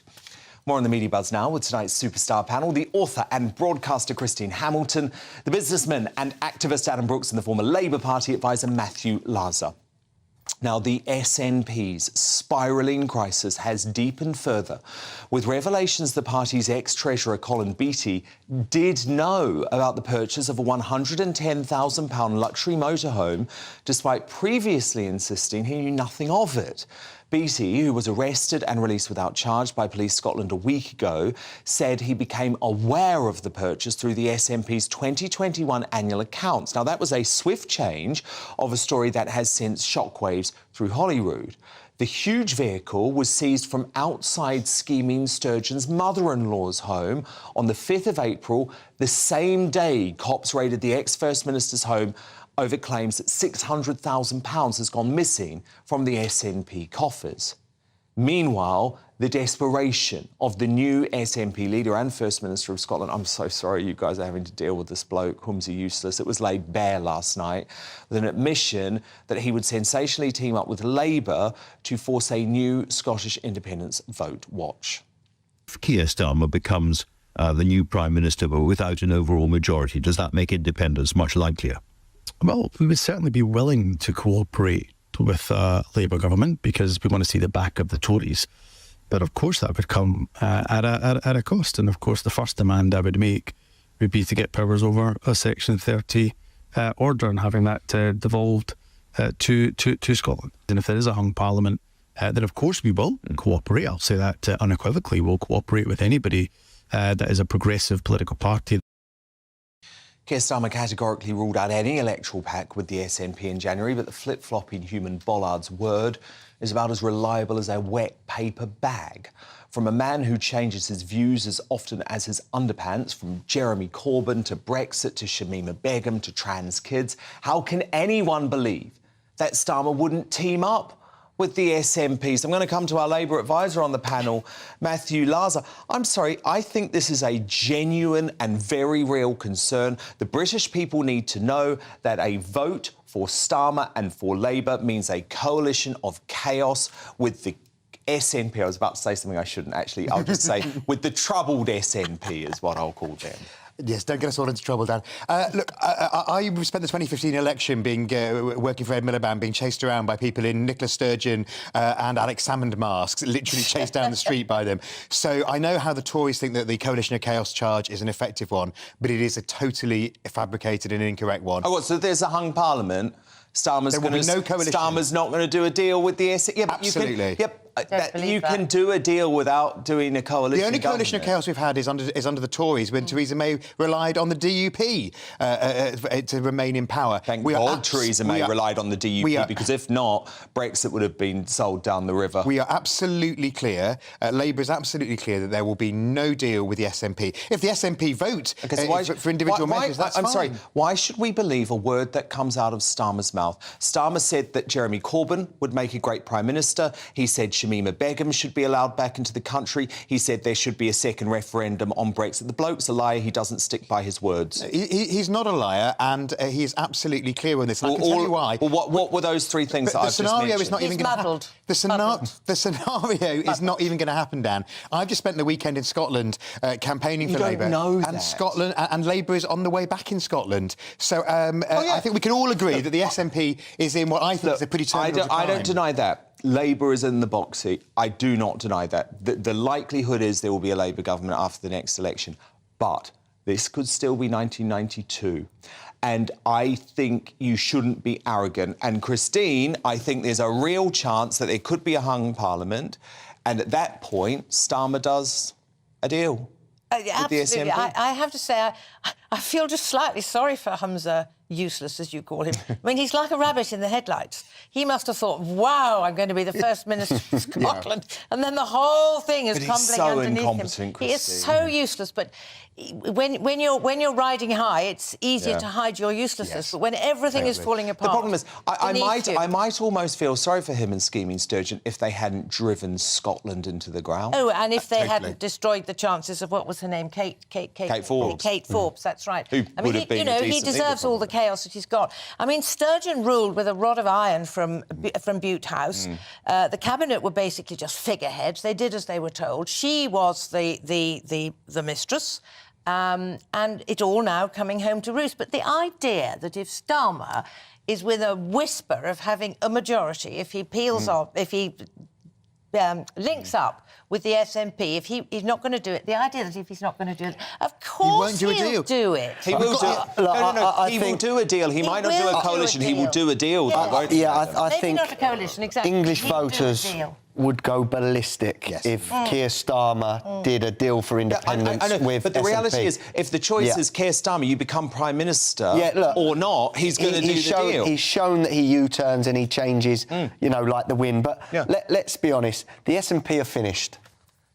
With the recent scandal... I hope you're right. With the trans debate and the gender bill, with the recent scandals, they are finished in many Scots. I know a few Scots, but I think will never vote for them again. You're right to say that you cannot trust Starmer, though, because the bloke has had more positions than the Kama Sutra. So when it comes to the SNP, I do not trust a word that he has to say. I hope they're finished, but I think they may have still some residual support. It'll be labelled the finish. And let's be honest, Hamza might not even be in charge by the time. Now, look, outspoken MP Andrew Bridgen expelled from the Conservative Party today for comments made about COVID vaccines and the Holocaust. He had the whip withdrawn in January for saying vaccines caused serious harms and were, quote, the biggest crime against humanity since the Holocaust. He's not saying it was bigger than the Holocaust. I think people often misread what he actually said.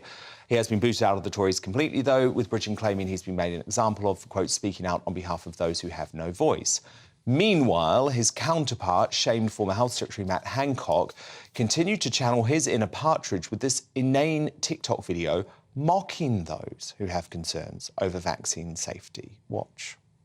On the way in, there's all these nutty protesters saying that we should leave the World Health Organization and campaigning against a global pandemic treaty. And this is absolutely crazy. It's not about the World Health Organization deciding on future lockdowns. So can we please have a bit of rationality? Oh no, I'm devastated. Not once has that weasel acknowledged or addressed those who have been killed or maimed by COVID vaccines. Instead, he smears people as conspiracy theorists and has the gall to show his face in public despite a string of lies, gaffes and incompetence that leaves him disgraced. Matthew Laza, Adam Brooks, Christine Hamilton, do stand by, because coming up is London Mayor Sadiq Khan's claim that 9 out of 10 cars will be compliant with his crazed ULEZ traffic scheme is exposed as a lie. Is the left determined to push for net zero regardless of its impact on the electorate? Find out as we crown tonight's greatest Britain and Union jackass. But next in Uncancelled is Meghan Markle's makeover, along with her sudden return to public life this week, a sign that she is preparing to try and overshadow King Charles's coronation. Assistant editor of the Mail on Sunday, Kat Mancy, she's a big royal scoop breaker, who's going to join me live in the studio with lots of fresh reporting on this. You won't want to miss it.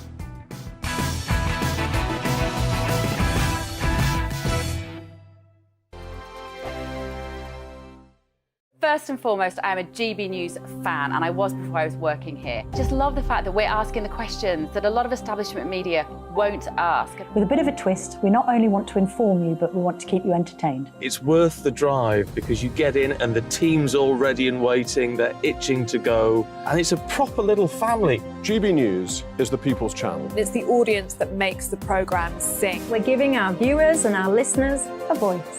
I see the thousands of your letters, tweets, emails, you name it, coming in. Britain is broken.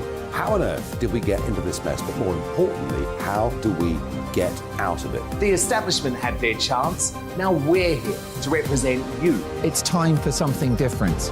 It's time for GB News. I'm very patriotic. I believe in Britain. Our best days lie ahead. Britain's watching. Britain's watching. Join us here on GB News. The People's Channel. Britain's news channel. Monday to Thursday, 9 p.m. till 11 p.m. Join me, Dan Wootton. I'll bring you the sharpest takes and hottest debates. Do you not believe in prison? I don't believe in prison. I'm completely stunned. I guarantee you there'll be no spin, no bias, no censorship. I actually was personally quite offended by it. And no reason to go to bed. So I guess they've always been quite woke. That's Dan Wootton tonight on TV, radio and online. Monday to Thursday from 9 p.m. till 11 p.m. on GB News. The People's Channel, Britain's news channel. I'm Simon Evans. Join me on GB News for Headliners at 11 p.m. What's the scoop? I'll be joined by 2 of the country's top comedians. That's right. As we take a look at tomorrow's newspapers tonight. We're going to get into trouble. If it's a big story, we'll be covering it. Spill some tea on him. There we go. But we'll also have some fun. I wouldn't stick up a bank. My father didn't love me. So anyway. Headliners every night from 11 on GB News, the People's Channel, Britain's news channel.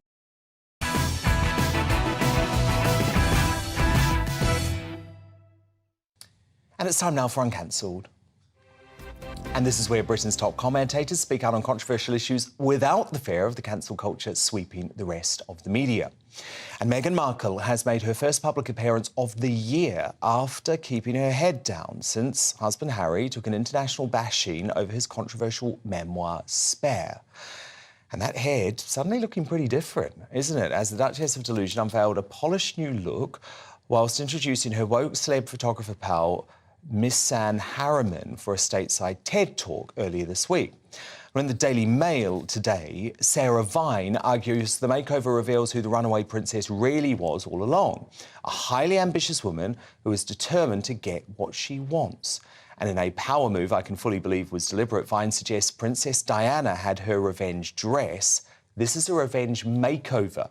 Meghan's back, and she's not going anywhere anytime soon. No coincidence, I'm sure, that she chose to resurface close to the coronation. She's not coming, but she might as well be. And while Harry and Meghan attempt to curb freedom of the press here in the UK, the superior coverage of the monarchy is just going to get better, with the Mail Online and dailymail.com launching a brand new royal channel this week. Since 1896, we've been there.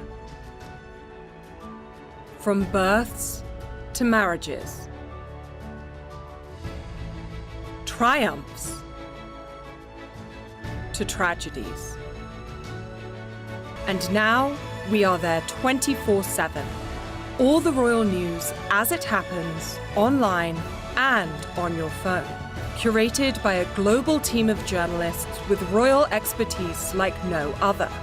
Welcome to your new home for royal news.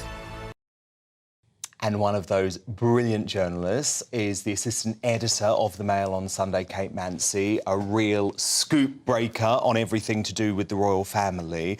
And Kate, my goodness, I mean, 10 days before the coronation, all the focus should be on King Charles. Instead, it feels like, with Meghan's reappearance, with the basketball public display of affection that wasn't, and now with the court case, it feels like they're wanting to steal the spotlight now. What do you think that's about? I think we could have always predicted this, couldn't we? I think we've been talking about it for a long time, you know, that first of all, will they, won't they come? You know, the delay in letting us know perhaps whether they would come or not.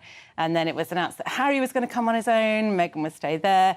And then the basketball thing, I mean, it was interesting they were there with their whole team, wasn't it? It was all their kind of colleagues and kind of business managers and people like that. And then you've Rather than friends, I mean, do they have friends? Because Harry apparently only has 6 friends now in the UK. You would hope they had have some friends. But I think, yeah, it's interesting now. I mean, the timing of the court case, well, the court system, I don't know if we could say that they timed that to coincide or to throw a bomb into the works, per se. But certainly some of the details that emerged from that were pretty explosive, weren't they? Yeah, I think for me, the point is, number one, I actually personally believe that if he had wanted to stop this witness statement from being published until after the coronation, he would have had the power to do that. This is Prince Harry.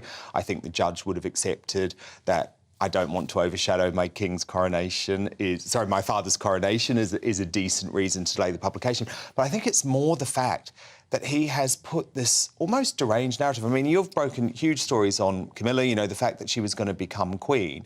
But you also know she's not really someone who is manipulative or who has particularly had a game plan. Whereas if you read the witness statement, it's as if Harry is trying to suggest that Camilla and Charles have sort of colluded with NGN and The Sun over the past 20 years to come to this moment. Yeah, it feels very much like an epilogue to the book Spare, doesn't it? In which we heard that, you know, she was work the of kind fiction, I might argue. She was the villain of the piece, that, you know, the evil sort of stepmother. But I think anybody who knows Camilla knows that she's very much kind of down to earth, and I think anyone who ever meets her is quite blown away by how interested and interesting she is as a person. And I'm not here to defend her per se, but I think people will take her in as Queen Camilla, and you know the consort will be quietly dropped, which is very much the palace's plan, and that, as you rightly say, which was we revealed that. What about the way that Harry speaks about the Queen? The late Queen, sorry, so Queen Elizabeth II in the witness statement, because he's almost, again, trying to present his granny as if she was powerless, as if she was sort of bullied by Charles and the courtiers, whereas my understanding is that, I don't know what you feel, but right up until the end, it was still the late Queen, who was making all of the decisions. Yeah, I think that's a really smart point, Dan, is the fact that... And we saw that in Spare, and we've seen that before. You know, when Harry came out previously and said that he wanted to make sure that his grandmother had the right people around her, if you remember that, and that was before she passed away. And at the time, I remember that just jarred because she was very much in control, and anybody, you know, close to Her Late Majesty would have said that she was... Yeah, very much, you know, and we saw she met the new Prime Minister, didn't she? Just very shortly before she passed away. So I think it's... You have also obviously broken a succession of stories over the years on William and Kate. How angry will he be about the fact that Harry has revealed the secret settlement in the court documents without actually also saying that all of the money, we believe it to be something like £1 million, was donated to charity? But I just think, yeah, I mean, as a courtesy, even though they're not on speakers, your people could let his people know, look, these are in the court he ambushed documents. William, didn't he? William had no idea that this was coming. William didn't know about this until it was made public, you're right. I mean, you say ambush, yeah, but I think as a courtesy, I think he should have let him know. And I think it's just very damaging. It's hard to see now how they can repair that relationship. What are you hearing about how it's going to work at the coronation now? Do you think any members of the royal family will be speaking to Harry? Because apparently even Eugenie and him are no longer close. Well, I think I've spoken to people very close to the family who, when Harry said he was coming, said, well, there's not going to be anything beyond that service at the Abbey as far as those people, those members of the family were concerned.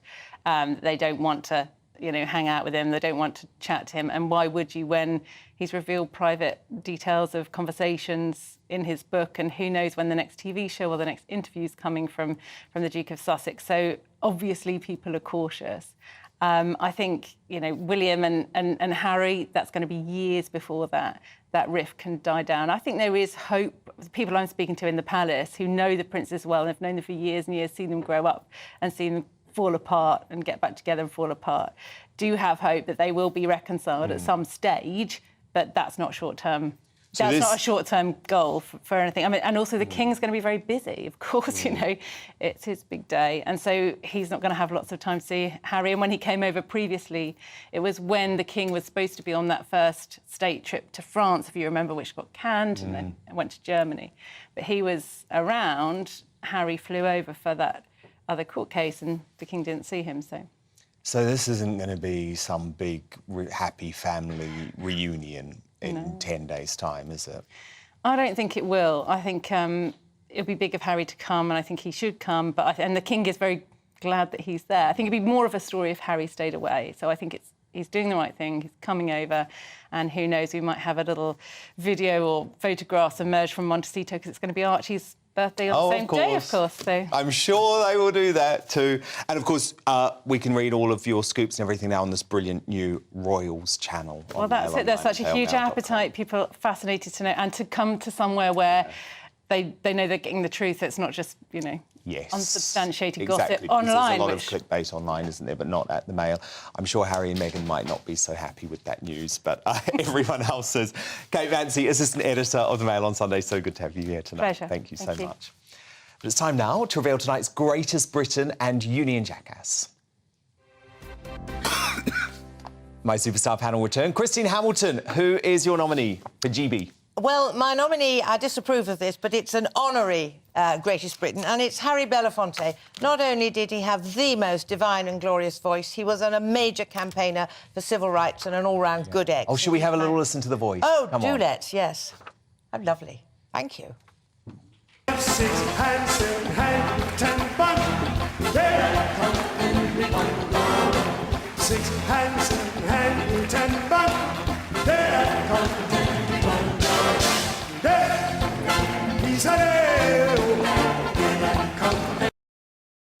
Adam Brooks, who's your nominee? Well, I'm holding my nose here. I'm nominating the government for finally clamping down on the trans agenda and realising the danger that this is causing for schools. You know, I think you had you like what Rishi said earlier today. Let's have a look. Yeah. But when it comes to children, as we've said, it's important that the material that children are exposed to in classrooms is sensitive and age appropriate, and that's why we're reviewing the RHSE guidance currently. And Matthew Larser, your nominee. Mine is Adele for doing the final carpool karaoke. She's won Britain, California we can all be proud of. Well, look, obviously tonight it's got to be Harry Belafonte, doesn't he? It is very sad that we continue to lose these legends. I mean, you know, he was pictured with Martin Luther King Jr. right at the start of the civil rights movement. So, yeah, real loss. Union Jackass time now. Christine Hamilton, your nominee. Oh, well, let's go for a double whammy, shall we? This is the pathetic, patronising pillock known as Hugh Pill, who is something to do with the Bank of England. Yes, he's right, we've all got to get used to lower living standards, but the way he did it from his lofty heights of earning nearly 200,000 a year, it was so unbelievably ridiculous. And it overlooked the role of the Bank of England in causing inflation. Very true. Adam Brooks, your nominee. Etc. Mine is the London Mayor Sadiq Khan over his disinformation over the ULEZ expansion. Yeah. Sadiq Khan, I call him. Yeah. And Matthew Larser, your nominee. Andrew Bridgen for going so over the top and so down a rabbit hole, he makes it difficult for anybody to question the vaccine situation. Well, look, I'm actually going to go with Adam Brooks and Sadiq Khan. This has to be stopped, Dan. Of course it does. He's the London's failed mayor. He's going to ruin us. He is ruining the world's greatest city. Adam Brooks, Christine Hamilton, Matthew Larser, my fabulous superstar panel, thank you so much. Thank you for your company tonight. I am back again tomorrow from 9 p.m. You're not going to want to miss it. Lady Colin Campbell is in the house. Next up, though, it's Headliners. Good night.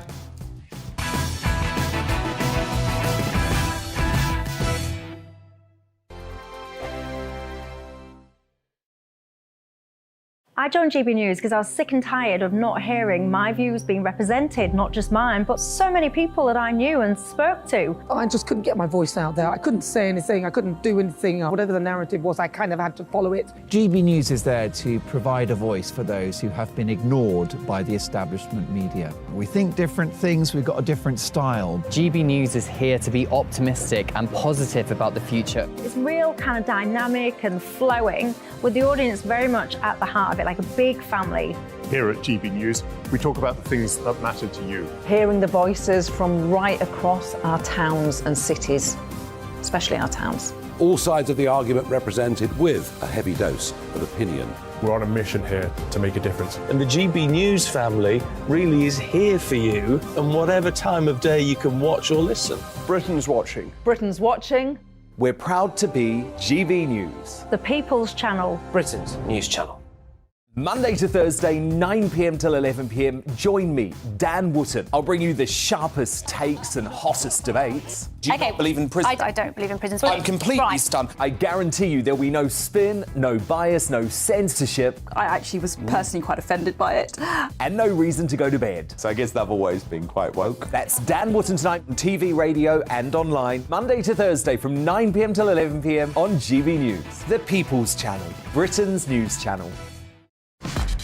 Start the day with GB News. We catch up on all the big stories you didn't hear the night before. And take a look at what the world's talking about this morning. That's right, Monday to Thursdays from 6 o'clock. It's Breakfast with Eamon and Isabel. Straight after breakfast, join us, Bev Turner and Andrew Pearce. We're going to take you through till noon. We'll be tackling the big topics of the day, including the things that the other channels just won't talk about. If it's happening here. Wake up to mornings on GB News. The People's Channel. Britain's news channel. New to GB News is the Saturday 5. Join us every Saturday from 8 p.m. as we debate the week's stories. Right, folks, that was a spicy one, wasn't it? With us four, plus a special guest. Sometimes she has to stick her foot in it. Sometimes she has to say things as they are. Sometimes I think we should keep the refugees and send the pensioners to Rwanda. Then we'd be in a much better state. Well, Benjamin, that is... The Saturday 5. Saturday nights from 8. Only on GB News, the People's Channel. Britain's news channel. Join us every night on GB News at 11 p.m. for Headliners, which is 3 top comedians going through the next day's news stories, which is exactly what you need, because when the establishment has gone crazy, you need some craziness to make sense of it. So join us 11 p.m. every night on GB News, the People's Channel, Britain's news channel. Join me, Patrick Christie's, Monday to Friday, 3 till 6. We tackle the day's news agenda like you've never seen before. It's high tempo, high octane, the most controversial topics, and the best guests. You will not be able to take your eyes and ears off it. I'm not afraid to ask the questions that you really want answered. 3 till 6 p.m, Monday to Friday on GB News, the People's Channel, Britain's news channel. Every Sunday from 11. Join Michael Portillo. There will be topical discussion.